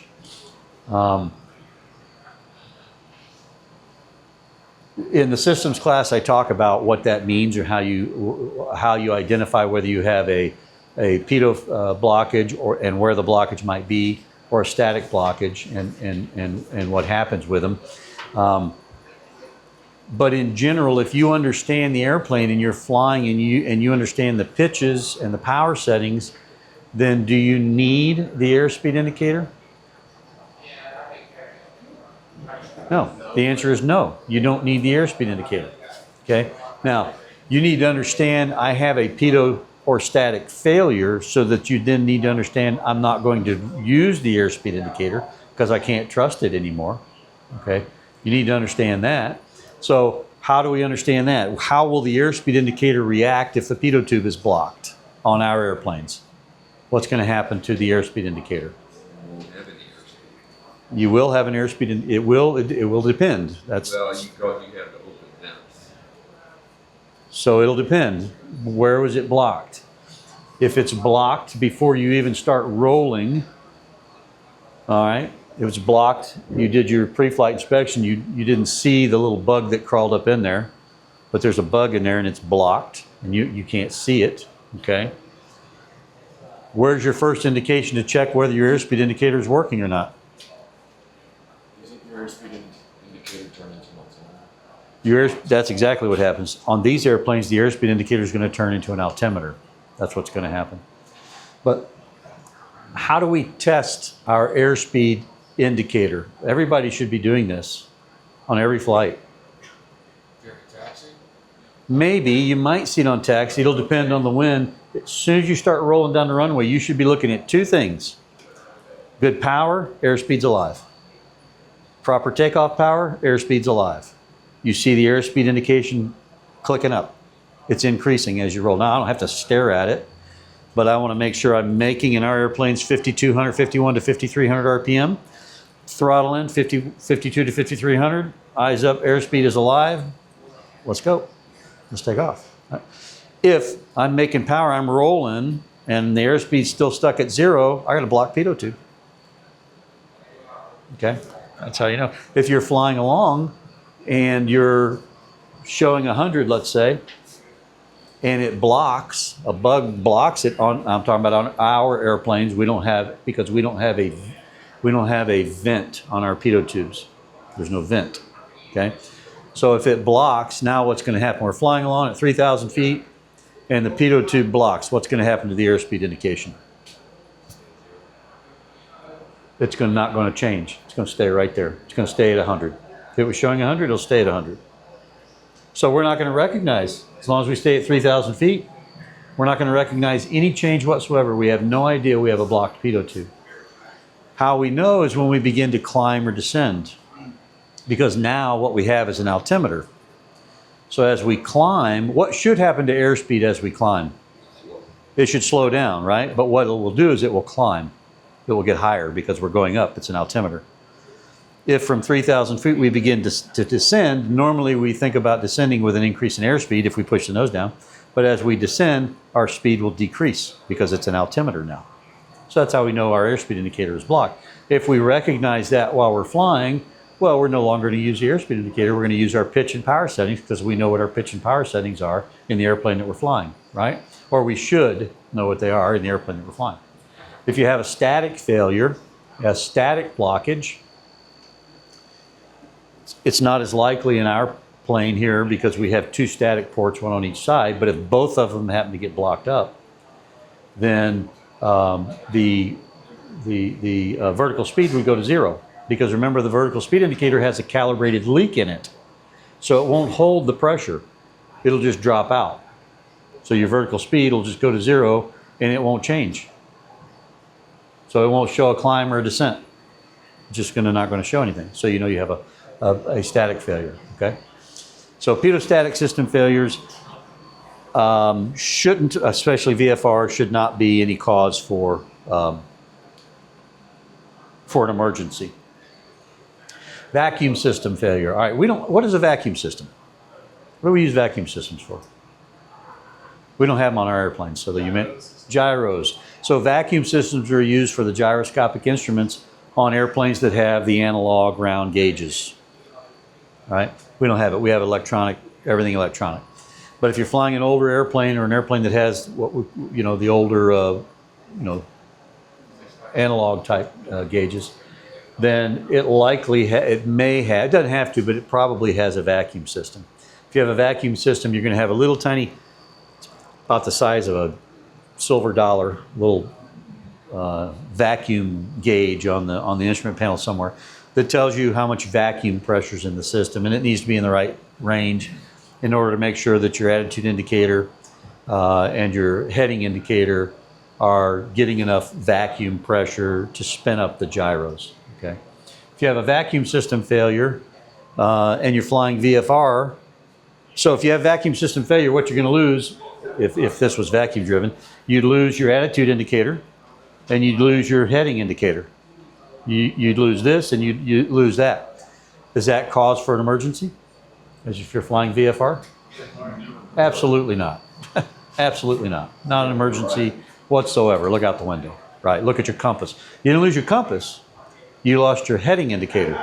You still have a compass. Now it's bouncing around. It's harder to read, but you still have a compass, right? All right. So not a cause shouldn't be a cause for concern in VFR conditions. Again, these are incidences and events that do and will cause pilots to crash the airplane because they become so focused and so distracted by something that should not be a distraction. Because what's your number one job? Fly the airplane. What's your number two job? Fly the airplane. What's your number three job? Fly the airplane. That's your job. Fly the airplane. Don't let that, you don't need that. It's nice, but you don't need it. And if you need this, if you need an airspeed indicator to fly whatever airplane you're flying, then you need some remedial training.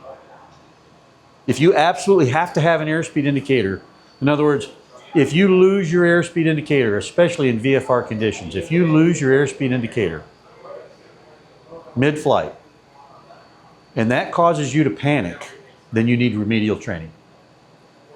Okay? If your vacuum system fails in VFR, and that causes you to panic, you need remedial training. Okay? Just fly the airplane. Okay, electrical system malfunction. If you have an electrical system malfunction, every airplane that has an electrical system either has a generator or an alternator in it. From a practical standpoint, the only thing you care about is if it's an alternator, it's giving you AC current. If it's a generator, it's giving you DC current. Okay. The other practical benefit that you want to know about is if you have an alternator, because of the way that it generates voltage, it's more consistent, even voltage regardless of your RPM. If it's a generator, the voltage drops and rises with the rate, with the RPM. If you're at a very low RPM, the voltage output is not very good or not as good. The voltage drops off. High RPM, the voltage comes up. Alternator, low or high, you get a pretty consistent voltage output out of the thing. But if you have an electrical system malfunction, in other words, the alternator or the generator goes offline, or the voltage regulator, so whether you have a generator or alternator, you're going to have some kind of a regulator or rectifier to turn the AC into DC or to regulate the flow going into the battery. Okay, that could fail as well. So if that happens, you're still going to have electrical power, but where's it coming from? You mean as far as the plane runs? No, not as far as the plane running. As far as the radios, the lights, the transponder, the battery. It's coming from the battery. Yeah. That So just keeps the battery charged. that just keeps the battery charged. The only reason we need a battery in an airplane, really, the only reason we need a battery in the airplane is what? Start it. That's the only reason we need a battery. Used to be the only reason we needed a battery in cars. Now we need a battery in cars because everything's electronic ignition. You take the battery out and your engine quits. In planes, it's not that way. We still have magneto system.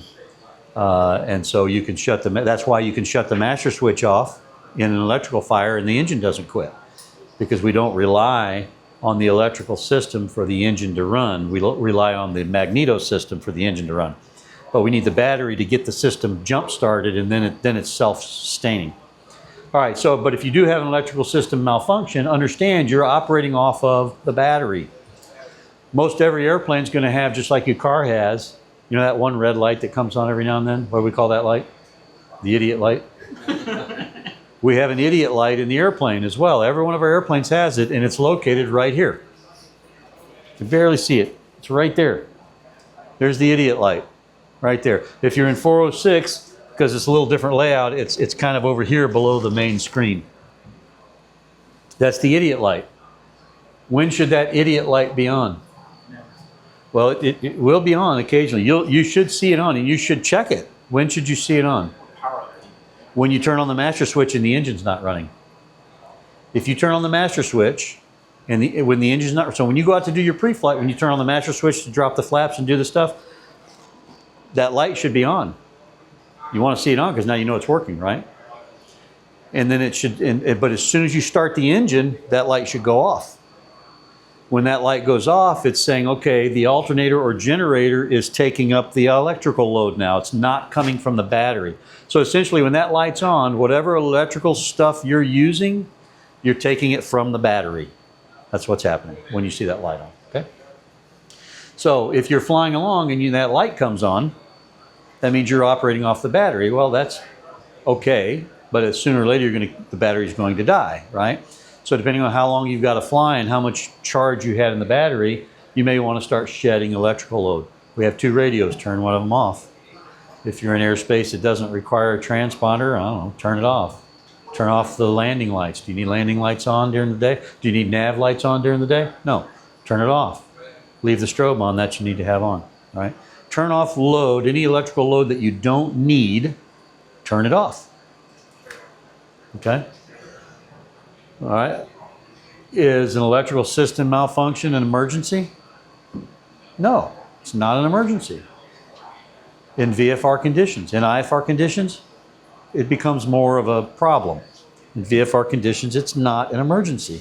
We don't need anything electric. We don't even need an electrical system in the airplane to fly it. You don't need a battery.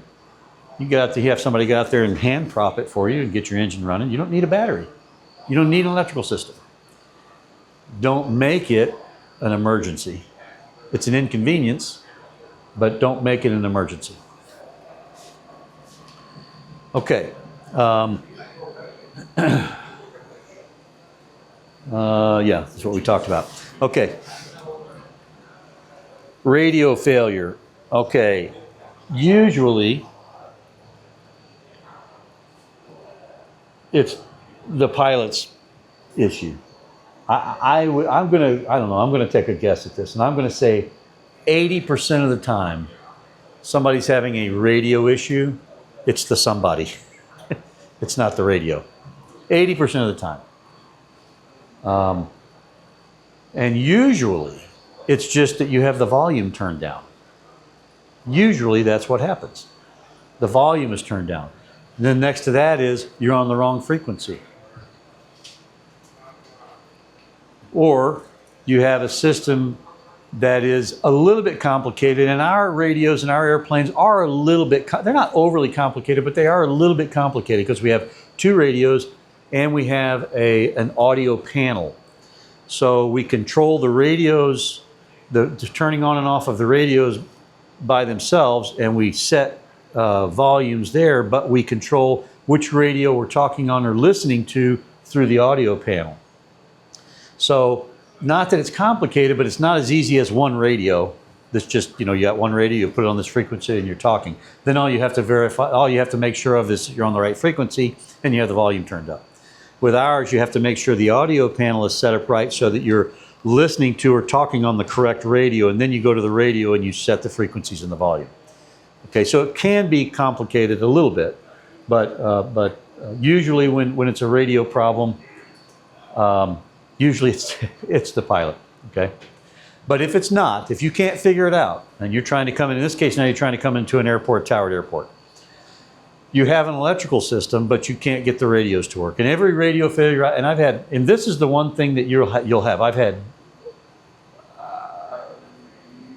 6 or 8 actual radio failures in the years I've been flying.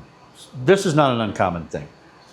But it's not an emergency. But if you haven't lost electrical power, just squawk 7600. Put 7600 in the box, and now as you're coming, they're looking for you. They know you're coming. They know you're coming. They'll get everybody else out of the way. Okay, they'll clear the area because they can't talk to you, so they don't know what runway you're using. So they get either everybody in the ground, in the air, on the ground, or away from you. everybody on the ground, they make them stay there until you come in and land, because they can't talk to you. They can talk to the other people. That's what they'll do in that situation. Okay? If you were flying over and circling above the top, they'll see you. Once they see you, they're not going to give you the flashing green until they get everybody else out of the way. We got a possible, Nordo, no radio, and they'll get everybody else out of the way. Then they'll give you the flashing green and have you come in. But they'll clear things out for you because they can't talk to you in that situation. Okay. All right. Next emergency situation, the last emergency situation that I'm going to talk about is weather. Weather can absolutely become an actual emergency for you as a VFR and IFR pilot, for that matter, for every pilot. Weather can become an emergency that you need to be aware of and deal with. Last week we watched videos of guys flying right in, was it last week? Yeah, last week, of guys flying into weather, knowingly and in some cases unknowingly, but at some point you see this, right? It doesn't go from severe clear to instantly that. You fly into it, okay? Well, if you let yourself, first of all, don't fly in, don't get there. Stop before you get there. But if you don't, and you recognize, hey, I've gone too far, you have created an emergency now. Okay, now is a situation where getting on the radio and talking to ATC can be helpful, can be very helpful, and the sooner you do that, the better, okay? Another thing could be, it could be that if there's clouds circling you and you can see the ground, but you have the ability to do an emergency descent, do an emergency descent, get down out of the clouds, do a precautionary landing in a field down there, right? Get on the ground. It's always better to be on the ground wishing you were in the air than be in the air wishing you were on the ground. Get on the ground if weather closes in on you. But optimally, don't get yourself in a situation if you're not IFR rated and equipped to see this. If you're a VFR only pilot and you see this picture, this is not what you need to be seeing as a VFR only pilot. You need to get out of that. Okay. Okay. We'll take a break and then we'll go into choosing a field. There we go. Okay. I think everybody's back. All right, let's talk about fields. How do we choose a field? What makes a good field?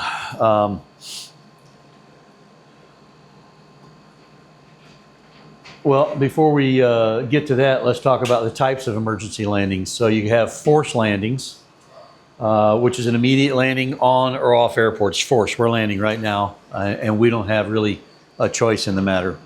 Precautionary landing is a premeditated, whether it's on or off, it's a precautionary landing. That would be an example of one where the weather's closing in like I was just using and you decide to make a precautionary landing, below you. The scenario that was set up last week where the guy was flying through the canyons and just got forced lower and lower and lower. He got to a point where his only choice would have been a precautionary landing on the road below him, which is what he should have done, and he didn't. So he ended up unalived as a course of action, the course of that. And then the last one is ditching. So that's a forced or precautionary landing on water. It's ditching. So those are the types of emergency landings: forced, precautionary, or ditching. All right. Fields, good to bad. So airport, good. Forest, bad. So there's your range right there. Okay? Good to bad right there. So if you think about that, it makes obviously a lot of sense. I can live through a forest landing, but my chances are a lot better at an airport, okay? And so one way I think about this is from the standpoint of from the ground, the lower the stuff is, the better. So if it's a runway, there's nothing on the runway, so I'm landing right on the surface. If it's a pasture, and there's no high grass or anything, that's not a bad area either. But as soon as I start coming up from that, I get shrubbery or I get trees or I get things coming up, it becomes progressively worse and worse and worse. So flat to forestry, and that becomes more of a problem. All right, what do we do with crops in a field? How do we deal with crops in a field? If you have an emergency at the right time of year and there's no crops in the field, that's good. But if there's crops in the field, we need to take note of what kind of crops are they? Are they going to be relatively higher corn, or is it going to be beans or something a little lower? What kind of crops down there? Maybe you don't know what it is, but you might have an indication of its height, perhaps. What you really want to recognize is what direction do the furrows go, or what direction do the crops go. So we're going to take wind into account, as we said before. Why? Why are we taking wind into account? Yeah, you want the lowest ground speed you can have. So let's say you're landing in a field that the crops are running, or the furrows. This. Let me just change to get the next one on there. Furrows and or crops. If it's a furrows in a plowed field, they're running this way, or the crops are planted in that direction. So you have to make some decisions here. If there's no wind, or the wind's very light, then I want to land going in the direction of the furrows or in the direction of the crops. And the reason is energy dissipation. If I land in this direction, let's say it's corn, if I land in that direction, I'm very likely to hit this row of corn and that row of corn and not go any further. So I'm not going to dissipate that energy over as long a distance as I could. If I land in this direction, I'm more likely to move a little further than if I land cross crop. Does that make sense? Okay, same thing with furrows. Same thing with furrows. You're likely to hit this and maybe dig in, bounce, dig, stop. Here you're more likely to move farther through it. So I'm going to look at the direction of the plowed field, or I'm going to look at the direction of the crops, and I'm going to take into account the wind direction. So if the wind direction is parallel or closely parallel to the crop direction, that's great. It's a no-brainer. If, however, the wind is cross crop or furrow, let's say I've got wind in that direction. If it's light wind, then I'm probably still going to land with the rows, okay? But if the wind's 20 or something like that, I'm probably going to land in this direction. Why? Because my ground speed is chopped by 20. So I can stall right into the corn or bring it right into the corn. If I hit the corn doing 25, I don't really care whether I flip over in that. I'm going to live through that. Right? Make sense? So those are decisions. Those are things you have to think about as you're choosing your fields, as you're flying. You're looking, and when I'm crossing over that field, and I'm thinking, oh, well, that's not my favorite out because I don't like the fact that there's crops in it, but it's the only thing around right now. So that is my out, and the wind is this way or that way. Therefore, I'm going to land in this direction. Those are things I'm thinking about while I'm passing over that field, not things I'm thinking about after the engine quits. Right? So that's how you deal with your crops in the field, or things that you think about. All right, let's talk about roads, cars, power lines, and overpasses. I see a lot of videos now because you ever wonder why you see more airplane crashes now? Everybody has a phone. Everybody has a camera. So it's not that they weren't happening before. It's just that somebody's around to video it and post it on social media, so you see a lot of them.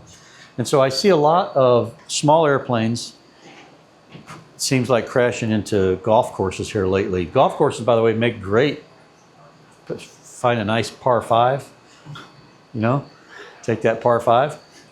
Just watch out for, golf carts and stuff, and yell 4 out the window before you come in. But what I see a lot is people trying to land on roads. I see that a lot. Why? Why do you want to land on a road? Why do pilots insist on landing on roads, do you think? Smooth surface. Huh? Smooth surface? Yeah, mimics an airport. Mimics an airport. They've never landed on grass before in their life, so it scares them to death. That's another reason. So I'll see planes setting up and landing on a road with a perfectly beautiful grass field right next to it. I'd land in that grass. Okay? Or I see people stretching to try and clear this beautiful field so I can make that road and then roll over and die in that beautiful field. You know, things like that. So I see that a lot. No, there's nothing wrong with landing on roads. Roads are perfectly acceptable landing sites, but you need to be aware of some things. Cars, power lines, and overpasses specifically. Power lines, you are not likely to see power lines until you're low enough to see them, and then in that case, you may be too low. Now you're committed to hitting the power line or something. So just be aware that if you're going to set up to land on a road, be aware that even though you may not see power lines, the chances of a power line being there alongside the road, okay, or maybe another crossing road or something that you've got to clear, there probably are power lines there, even though you can't see them. Just be aware of that. All right, cars. If you're going to land on a road, try and land in the direction that the cars are going. Okay, pick a road or an old country road where there are no cars or whatever. Just be aware. Roads are there not for us to use as landing sites. They're there for cars. So there's likely going to be cars on those roads. Be aware of that. And then overpasses. Don't try and fly under an overpass, right? Just be aware of the dangers, the risk and hazards involved with trying to put an airplane down on a road. That being said, would I land in an emergency? Would I use a road as an emergency landing? Absolutely, I would. If that was my best option, that's absolutely what I would do.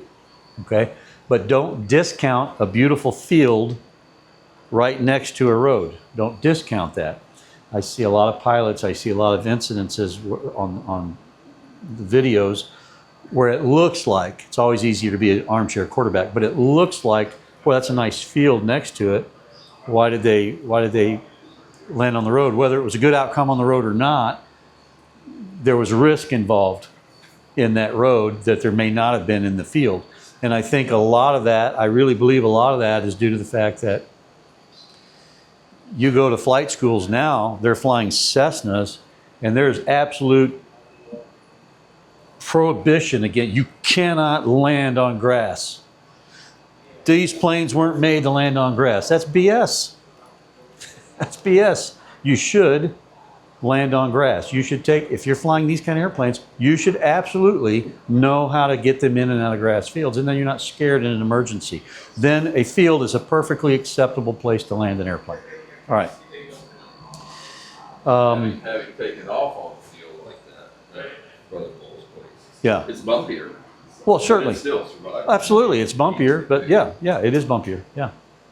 Okay. Well, you know, when I learned to fly, it was a grass strip that I learned to fly out of, and I soloed and everything before I ever went to a paved runway. And I remember it was Vandenberg Airport. We went to this paved runway 36, and when those wheels hit the ground, it scared me to death. It was like that was abrupt, and I was like, why would anybody ever want to land on this when you can land on grass? That's what went through my mind. Why would you want to land on pavement when you can land on grass? Literally went through my mind, through my head. All right, water landings. If you fly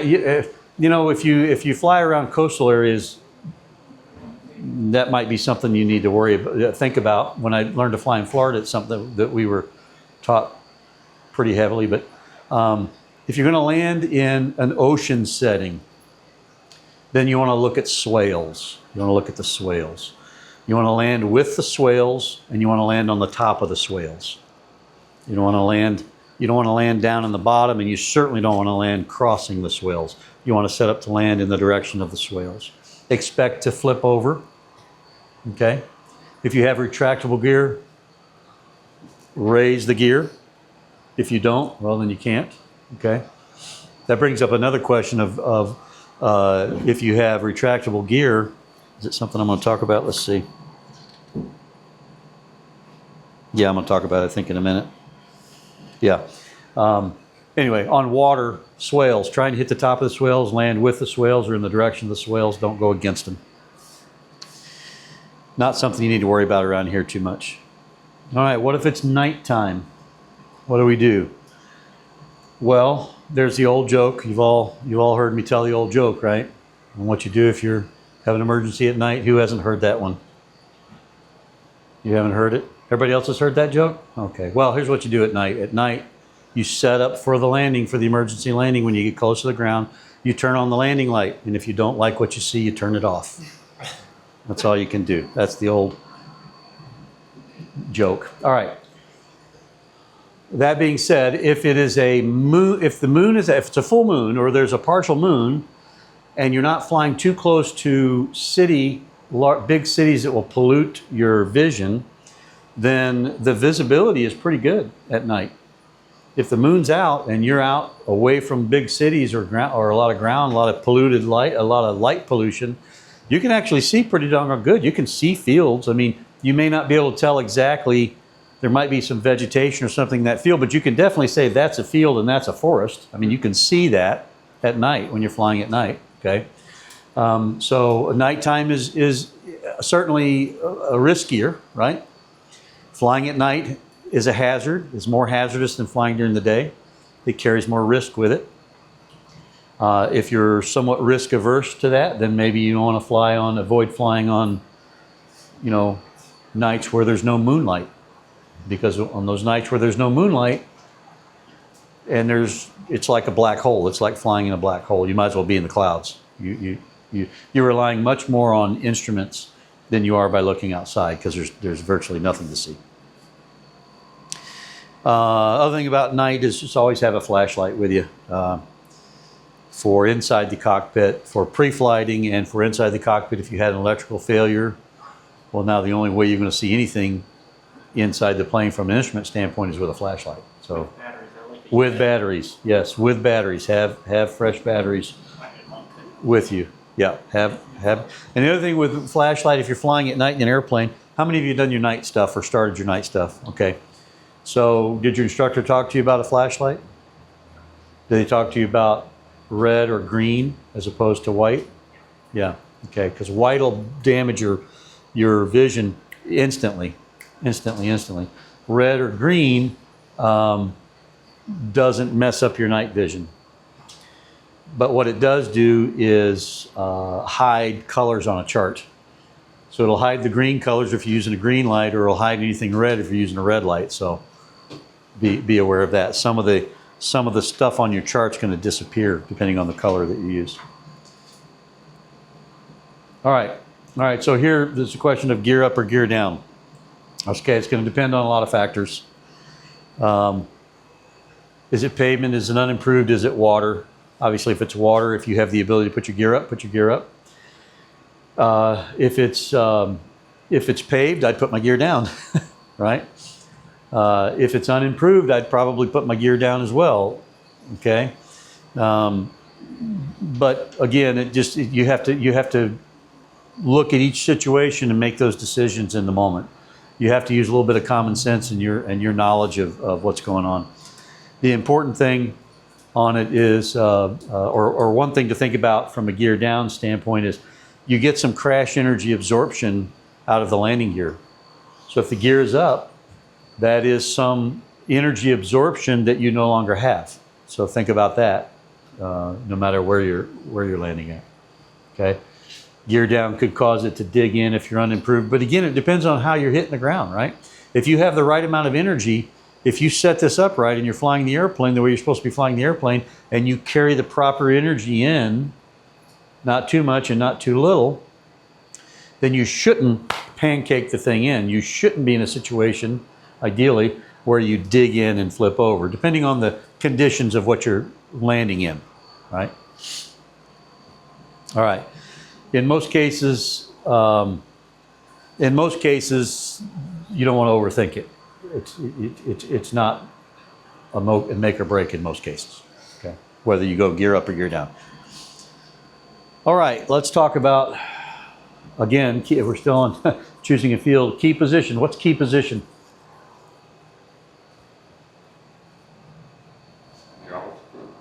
No, it's part of it. Preparing for your landing, like getting ready to. Let me ask it this way. Where is key position? Beam to the numbers. Beam the numbers on the downwind. That's key position. What do we do at key position? We begin the descent for the landing. So at key position is where we configure the airplane, or we start the configuration of the airplane for the landing, and we begin descending for the landing, right? So every time you land, you practice this, right? Because you get to key position. How many of you never heard the term key position? If you haven't heard the term, raise your hand. Okay. All right. So key position is beam the runway at your beam your landing spot at on your downwind at pattern altitude, so 1,000 feet-ish, right? And the right distance away, that's key position. So from that point, depending on the plane you're flying, you may do some different things, but generally speaking, that's where we begin our descent down to the runway. So there's going to be some power change, there's going to be some configuration, flap change, trim change, things like that. We're going to begin that descent and that final descent down into the runway. The way that I like to teach you guys, and that I want all my instructors teaching, and some of them do, some of them don't do it as good, but what I like you to do when you get to that key position is to chop the power, take the power to idle. Take it all the way to idle and learn how to glide the airplane with no engine from that point all the way down to the runway. And the reason that I want you to do that is because every time you do that, what are you practicing? Energy management and an emergency landing. Every single time you're learning energy management and you're learning how to get the airplane from this point to that point. Every time you do it, you're saying, okay, let me practice an emergency. I'm going to pull the power and make it to the runway.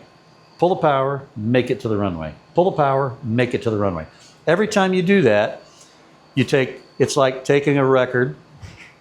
For you guys that know what a record was. Take a record, had these little grooves in it that the needle went down in, and every time you do it, you dig that groove a little deeper. The next time you do it, the groove gets a little deeper. Next time you do it, the groove gets deeper and deeper and deeper, and after a while, every time you get to key position, it just becomes second nature. You just make the runway. You just make the runway. You make the runway. You do what you got to do. You make the runway every time. And then you can begin to change things. All right, well, let me try from 1,200 feet. Let me try from 800 feet. Let me go a little bit closer in. Let me be a little bit farther out. And you just get good at managing energy in the airplane that you're flying. And in every case, when you get to key position, 99 times out of 100, you can pull the power to idle and you make the runway. And you put the flaps in wherever you need to put the flaps in, right? You do whatever you need to do. You learn how to do what you need to do to make that runway. The reason that's so critically important is now key position is really important when we get to this field. If that's our field, and the wind is blowing in this direction, like that, we're going to land over here like this.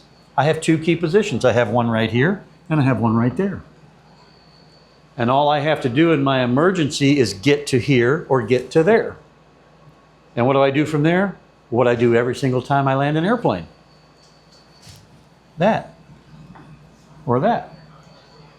So when you practice from key position, an emergency landing, in these airplanes, you can't do this in every airplane. When you start flying jumbo jets, you're not going to do this, okay? But when you're flying small general aviation airplanes, there's zero reason. There is absolutely this many reasons not to do this. And if you find an instructor that says, no, you can't do that, they're wrong. They're just absolutely wrong, okay? I've been doing it that way for 45 years. They're absolutely wrong. Learn how to manage the energy in the airplane that you're flying. Okay? Learn how to do it. All right. That's the importance of key position. When you practice this all the time on every landing, usually it's a left-hand pattern. You're going from here and you're learning how to make it. Occasionally you do right hand. We like left hand because we're sitting on the left side. We can see everything better. So in an emergency, if you can get yourself set up over here at a left key, that's the best. But if you can't, if you're coming from over here and you're going to lose too much altitude, well, then you start from a right key. Okay, but if you have the altitude, get over here to the left key. And if when you get there you're too high, what are you going to do? What if you're 2,000 feet above the ground when you get here? What are you going to do? Spiral down. What you're not going to do is extend this way out here and gliding and try and figure out when to turn and come back. Because do we do that when we do our landings, practice our landings? No.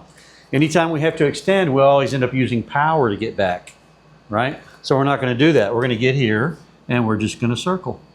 And we're going to descend, and we're going to figure this out. And then once we get to the right altitude, now we're going to execute the landing. Okay, so that's the importance of key position, understanding what key position is and understanding how to use it on your normal flying every time you land, on every single landing, every single one of them. If you're number one, if the tower doesn't tell you to extend for traffic, or if you're at an uncontrolled airport, there's somebody on a final and you're having to extend to get behind them, well, then you can't practice this. In that case, you can't practice it. But there are many, many, many times that when you get to your key position, you're number one. It's your runway. In those scenarios, chop your power to idle and learn how to make the runway. Learn how to do it. Dig a groove, dig a groove, dig a groove, dig a groove, dig a groove. And then when you have an emergency, when the real emergency happens, you're just going to find a field and land in it. That's just what you're going to do, because that's what you do every single time you fly the airplane. You're not doing anything new. You're not making anything up. You're just doing what you do every single time you fly the airplane.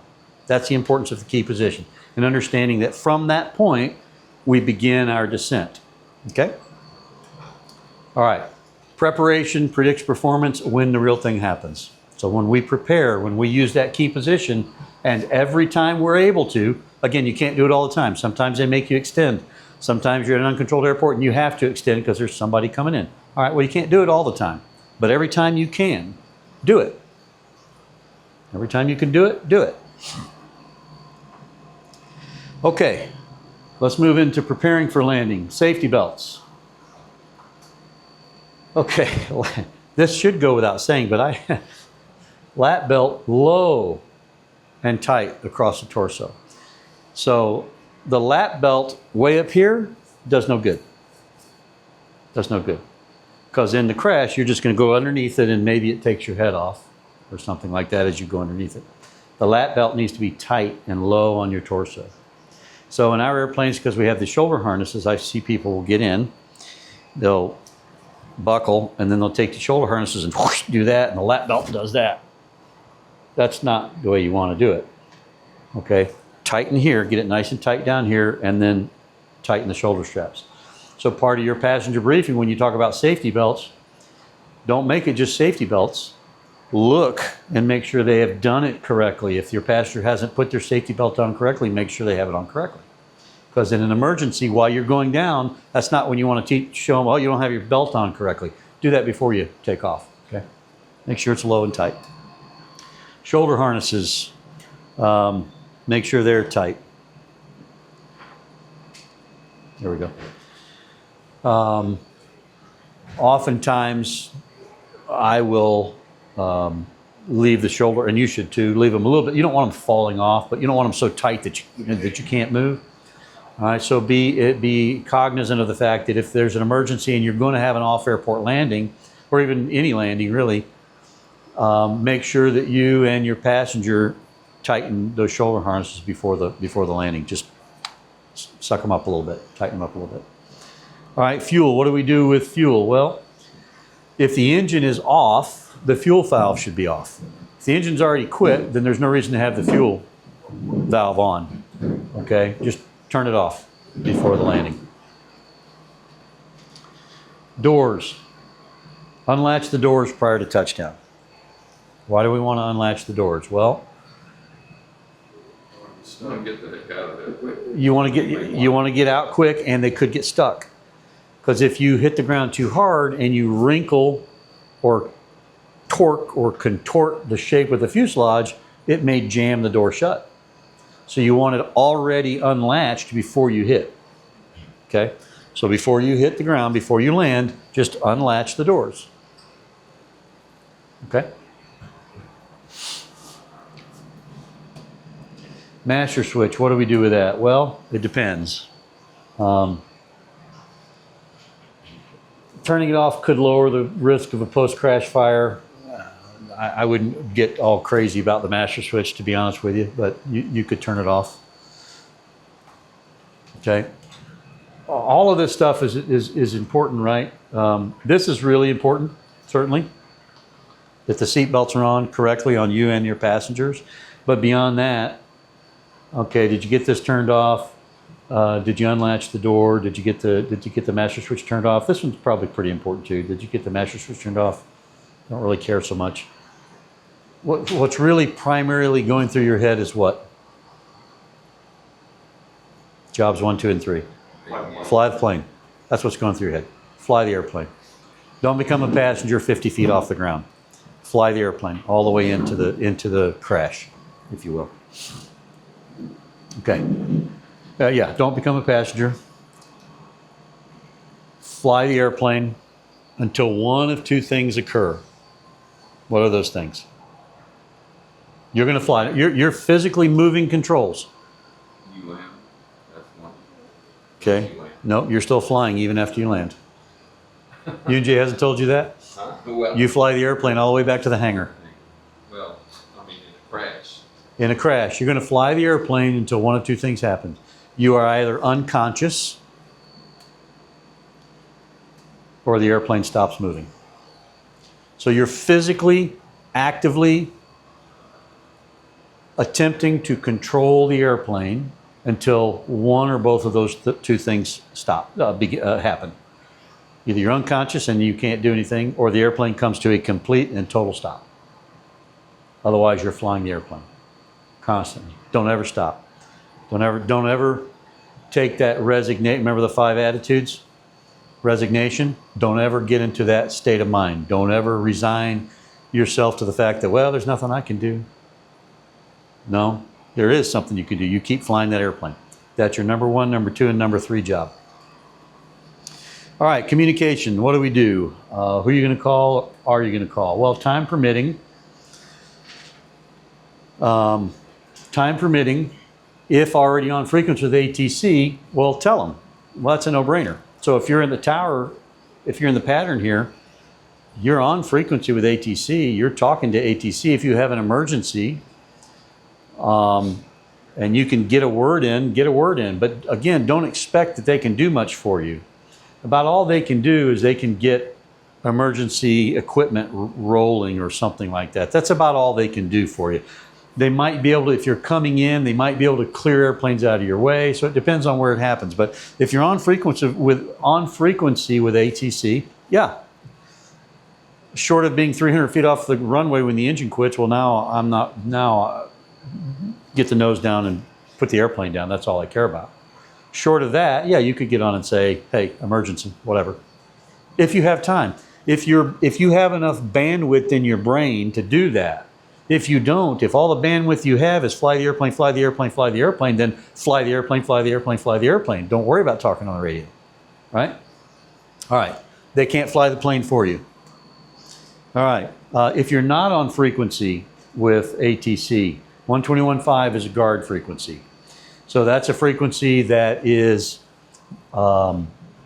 most towers and airliners and ATC facilities are monitoring that frequency. It's called a guard frequency. So you can usually get a hold of somebody on guard, okay? You could use guard frequency. You could also, if time permits, if you're up high altitude and you have an engine failure, I'd get that in the transponder right away, because now they know, hey, there's somebody here with an emergency. If you're not, I'll tell you what will happen when you squawk. When you squawk 75, 76, or 77, those are the emergency frequencies, right? 75 is what? 7500 means what? Hijack. 76 means lost comm, radio failure. 77 means emergency. When you squawk any of those three, every radar screen that can pick you up you're gonna flash on their screen. So even if they have you tuned out, so the way these radar operators, the way they work, they have different sectors that they work. So let's say that this guy's working this sector over here. Well, he's only working from the surface to 5,000 feet or something like that, okay? Or he's working 5,000 to 10,000 or something like that. Well, he can set his radar so that the only targets that he sees are airplanes that are in that altitude range. Well, if you're not in that altitude range, but he could see you somewhere on your radar and you put 75, 76, or 77, you're coming up and you're flashing. And that goes for every ATC facility that you would be on their screen, anywhere on their screen, whether they have you tuned out or not. If you put 75, 76, 77, you're showing up on their radar screen, okay? So when you do that, if you're not already talking to ATC, Guess what guess what frequency they're going to use to try and call you? 121.5. They're going to go to guard because they have no other idea what frequency to call you on. So they're going to assume, well, he's a pilot, therefore he understands, go to 121.5. So go to 121.5. Because that's where they're going to try and get you, 121.5. Okay. If able, turn on the ELT. Get that going right away. In our planes, in all of our planes, you can activate the ELT from in the cockpit. Did you guys know that? Can you say what ELT is first? Emergency locator transmitter. So the emergency locator transmitter is a battery-operated device that it's a locator that'll send out a signal that can be homed in on so they could find you in the event of a crash or something like that. It has a G switch in it, so if you hit the ground too hard, you'll set the switch off and it'll set the signal going. Okay, so if you crash, the ELT should go off. But if you know you're going to have an off-airport landing or you're going down someplace, you can turn, in our airplanes, you can turn the ELT on before you hit the ground. Did you guys know that? Okay, every one of our planes, they're located, all of them are located right, it's on this side, somewhere up in here, and there's like a little recessed so that you don't accidentally hit it. It's about that big. Literally about that big, and there's a little recessed button in there that you can push. And when the ELT is going off, there's a little red light that'll start flashing. Because you won't hear it unless you tune to that frequency, and then you'll hear it on 121.5. Okay? So that's another thing you can do. You can turn on the ELT if you know you're going down, especially if you know you're going down in inhospitable location, going down in the woods someplace. I'd turn that sucker on before I hit the ground. Get on 121.5, squawk 7700. Say, okay, they're going to say, yeah, we got you on radar. Okay, well, I'm going down in a forest here. They'll get people going before you even hit the ground. Okay. All right. This is a graph of defining event for personal flying accidents. This is from 2019. So let's see, this is total accidents. Let me get the little pointing device here. Total accident aircraft. Okay, so yellow is fatal, blue is non-fatal. So this is the determining event. So system component failure, power plant failure. Are they generally fatal or non-fatal? Non-fatal, generally non-fatal, right? Because do we need an engine to fly an airplane? Does an airplane need an engine to fly? No. Needs an engine to maintain altitude or to climb. Unless it's a glider and you have a big enough wing and you can use thermal activity, right? So if we understand energy management, what does an airplane need to fly? It needs this right here. It needs what's in between these parentheses right here. It needs that. That's what it needs to fly, dynamic pressure. As long as you have enough dynamic pressure on the wings, the airplane will fly. That's what you need. Needs energy. So how do we maintain energy? If you have no engine, the only way to maintain energy is to point the nose down enough. We have to purchase kinetic energy at the expense of the potential energy that we have. That's energy management. So we're going to lose some altitude. We don't want to lose excessive altitude. We don't want to try and stretch too much because we could stall it, but we need to find the right balance of where we're buying kinetic energy at the expense of potential energy. All right, loss of control on the ground. This is a big one. How many fatalities happen there? It's virtually none. Virtually none. Well, why is that? Well, I would tend to think you're at low speed. That's the answer. You're low speed. You're on the ground at low speed. So you're either on the takeoff roll or you're on the landing roll. Okay, and these are primarily loss of control and loss of directional control usually. So it's pilots that don't really use the most important flight control on the airplane effectively, which is which one? The rudder. So they lose control on the runway. All right, loss of control on flight, that's a big one. So this is What this is especially in an emergency, is pilots forgetting their number one, number two, and number three job. And they lose control of the airplane. Or they have one of those events occur that should not, that's more of an annoyance than an emergency, but we turn it into an emergency. Door pops open on takeoff. This happens, I don't know how many times a year it happens. I hear one or two instances of this type of accident every single year. At least one or two. What was that? A door opens on takeoff.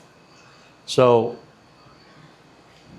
and usually there are aircraft where if the door comes open, it's a real emergency. There are, especially if you have an airplane that that has the doors that are gull wing type doors that open up. And I'm not talking about our Remos. We fly these with the doors off.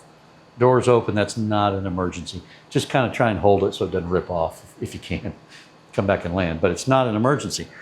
But a Cessna, this happens a lot. Cessnas, they got doors that hinge in the front. Door pops open, it wasn't shut properly. Or a baggage door in the back pops open, okay? Makes a lot of noise, startles you, makes a lot of noise.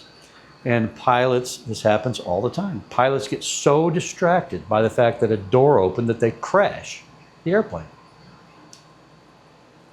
All the time, all the time. Loss of control. Abnormal runway contact. Again, there's some fatalities here, usually not, usually because you're flying kind of slow, right? Fuel-related accidents, that's way bigger than it should be. Let's see. Now you're talking about, that doesn't really relate to not enough fuel necessarily. Fuel-related could mean you ran out of fuel or you mismanaged fuel. So It's not getting to the that's mismanagement of some fashion. Usually, when it's a fuel-related accident or incident, you've either run out of fuel, or you're flying an airplane that has a fuel system that's complicated enough and you don't understand it. You have fuel, but you're not getting it to the engine because you don't understand the system, or you did something wrong with the way the fuel flows. You didn't get it there, so that's fuel-related. So anyway. That's some examples of accidents that occur, and the number of accidents that occur, total accidents and death, or fatal or non-fatal. So you can see why this is the one that we practice this a lot, because they happen a lot. Okay.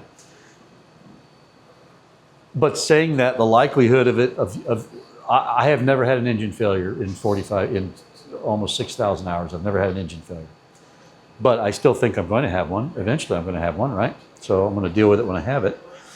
So this is another reason that it's hard for us to get in the right mindset, because we understand that it's a mechanical device and it can fail, right? But we also understand that statistically, it probably won't, it won't happen to you. But if you think that way all the time, now when it does happen, you're in a world of trouble, right? So don't let yourself rest in that area of statistics. The things that statistically, I'll tell you, that will happen to you, you will have a radio failure. I promise you. Everybody in this room will. Bill had one. It was his fault, but he had one. You will have them. You're going to. And when you have it, you need to first of all think, okay, well, what did I do wrong? Because you probably did something wrong. But if you're flying and you're not getting the radio to work and you're trying to troubleshoot it and you can't figure it out, don't get so distracted that you crash the airplane because you can't hear something or talk on the radio. Bill had that problem coming back into here. So you know what he did?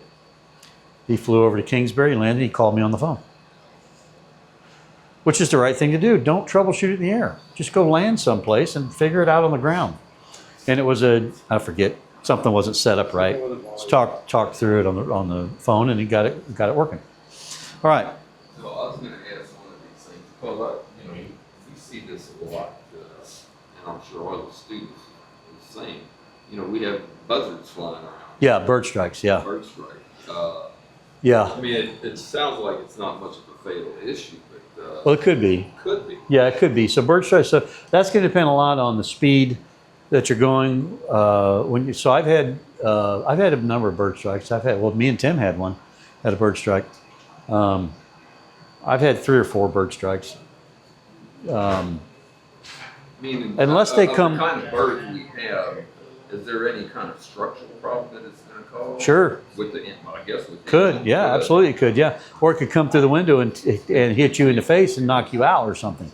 Yeah, I mean, you have to be aware of birds. Absolutely be aware. Birds are a hazard. Birds, I mean, that's what took the Miracle on the Hudson down, was a flock of birds. Birds are a hazard. A flock of birds are a bigger hazard than a single bird or two out there. You're really concerned about a flock of birds. The speed that you're traveling, the energy that you have in the airplane that you're flying, the size of the bird, that all matters, right? If there's a flock of birds crossing the runway, don't take off. Wait. Don't. If there's a flock of birds crossing your final approach, go around. Do it again. I mean, don't purposefully fly into a bunch of birds. Okay. But that being said, you're going to hit a bird somewhere along the line. You might have a bird strike. I've had a few of them. None of them that I've had cause any real damage. Deer come across this runway, coming in and hit a couple of deer. That's another thing. Yes, out here is deer, yeah, and it doesn't matter whether it's a controlled or uncontrolled field. They can't keep the deer. There's no fences. Yeah. They can't keep the deer out of here, right? Where I learned to fly in Florida was a little grass strip, and there were cow pastures all around it, and the cows would get on the field every now and then. I don't want to make a big fish out. Twice, we had to buzz the cows to get them to move and then come in and land. So you got to watch out for that kind of stuff. If it's at night, be really careful. You may not see it. But the instructor's saying that nearly is. Yeah, yeah. Those are risks. Yeah. Okay. Any other questions on that? Yeah, what's the source of this? Where does this come from? Or where's it This come this is from this came from the Knoll report, but they changed the name of it now. Used to be Knoll. They changed the name of it to the guy that was killed doing a 180 turn. He was AOPA's lead accident guru guy that died in a 180 turn a couple of years ago. Oh gosh, what was his name? I can't think of it. If you go to AOPA, you'll videos find that we saw last week? no, No? different video. Or it wasn't a video. But from Oh, AOPA, yes, from the that. source. Well, the source. Well, AOPA doesn't do the report. Okay. There's another independent. Well, it used to be the Knoll report. Now they've named it a different report. Like NOL or? NALL. It was the Joseph T. Knoll. He was a guy that did it. But now it's got a different name. But AOPA publishes it, so you can go to the AOPA website and you can find the that's what I'm report. looking for. Yeah. See 2019. I'm Yeah. New one. There may be something new. This came out and they had this chart, so I grabbed the chart. No, it's great. I just want to know Yeah. what's now. Yeah. Well, you're not going to get now. The best you'll get is a year or two back. Okay. Yeah. Because it takes some time to get all the data, collect it, put it together. Okay. Last thing I had on the slide here, we talked about it a little bit, but some pedostatic indications. We talked about it as we were going, but what happens with your indicated airspeed or altitude or vertical speed based on this is in your in this book, chapter 18 of this book.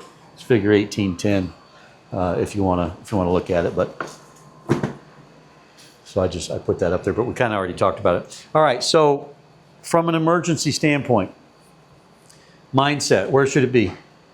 Just in general. We didn't talk about the checklist things to do. We didn't really talk about any of those things. Everything primarily that we talked about was where should my mind be? Where should my headspace be when I'm flying an airplane from an emergency standpoint, okay? In addition to the headspace, you need to know everybody in this room should have the emergency checklists for these airplanes memorized. If you don't have the emergency checklist memorized or real close to memorized, that's kind of a problem, right? Because do you have time in an emergency to pull the checklist out? Maybe, maybe not, right? So if you have time, then that's the aviate, navigate, investigate, communicate, secure. Now you got time to get that checklist out. But if you're at 1,000 feet and the engine quits, I want to tell you, you don't have time for a checklist. You might have time to talk on the radio, but you don't have time for a checklist. You're at pattern altitude. You're landing the airplane. A checklist is not something that needs to that you're going to be pulling out. You're going to go through the flows. You're going to do the items on the checklist because you have them memorized, all right? But you're not pulling the checklist out in that situation. So those checklist items that are emergency related, you need to have committed to memory, everybody in this room. So I'm not going through those with you. And we have these 4, 3, 2, 1 that the instructors will talk to you about, pitch and pick and all these kind of things that we'll talk about. Those are just kind of schemas to put in your head. Economics. What's that? Yeah. But what I want you really to think about is at a much deeper level is just where's my headspace need to be when it comes to an emergency. And right off the bat, the headspace needs to be that an emergency can or an emergency will happen to you at some point in your flying career. You will experience an emergency. And your state of mind, every time you fly, if you put it in the right place, the way you deal with that emergency can mean the difference between you walking away from it and not, and your passengers walking away from it and not. So get your mind in the right place when you're flying an airplane. It is a more dangerous, flying an airplane carries a lot more risk than driving down the road. How many of you heard that, well, the most dangerous part of flying is the drive to the airport? How many of you heard that? That's a lie. That is a flat out statistical lie. That is true if you're driving to the airlines and you're getting on an airliner. But if you're driving to this airport to jump in that airplane, flying in that airplane carries more risk and is more dangerous than your drive to and from the airplane, statistically. Okay? Now, you can also say, well, there's lies, damn lies in statistics, right? Well, that's true. The way that you look at statistics can be skewed. But if you look at the statistics from the standpoint of the time or hours in the airplane versus hours in the car, if you just look at that, then statistically flying these airplanes is more dangerous than driving in your car. You need to be aware of that. You need to be eyes wide open about that. So when someone says, well, it's safer than driving, well, if you're on an airline, that's true. If you're in this airplane, it's not true. So recognize that. All right? Last week we talked a lot about mitigating risk, right?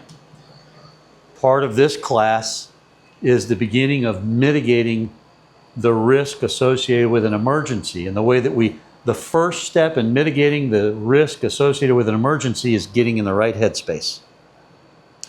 Mitigating the risk in an emergency starts right here. Just like the accidents and incidents that I said occur because of poor aeronautical decision making that start here. Well, an actual emergency that is structural or engine related or something that we'd call an emergency of the aircraft, the way you mitigate that starts right here as well. Okay, so we want to get in the right headspace. Okay. All right. Any questions on anything we talked about? Didn't scare anybody, did I? I hope not. These analog gauges, they're on the airplane, but they're not, but on the, Well, we have instructor side. well, we have an airspeed and altitude. We don't have a vertical speed and we don't have a attitude in it. Oh, for the pedostatic ones, yes. We have an airspeed and we have these two. We don't have this. You don't have that. We don't have vertical I've speed. seen that one. Yeah, these two we have. Yeah. But I thought we had that, but on this side. Okay. No. The vertical speed is only here. All right. Next week is question and answer. Question and answer. All right. So I'm gonna say I say this every time. I'm gonna say it again. Question and answer is always the fewest amount of people that come. Okay. And that's a shame. And let me tell you why that's a shame. How many of you look at your bill? When you get a bill or when you pay for your flight lessons, do you look at the bill? Do you see what it costs you? Do you see what the instructional rate is? Do you know how much it costs to pay for the instructor to talk to you and to talk to an instructor. Do you know how much that costs? My Yeah. wife will tell you. Yeah, your wife will tell you, right? All right, so next week, you get to sit here for 3 hours and ask me anything you want, and it doesn't cost you a thing, and nobody shows up. I don't understand it. You should be developing questions. What do I want to ask Dave that my instructor is going to charge me $75 an hour to ask? Right? Come here and ask me. Okay, see you next week.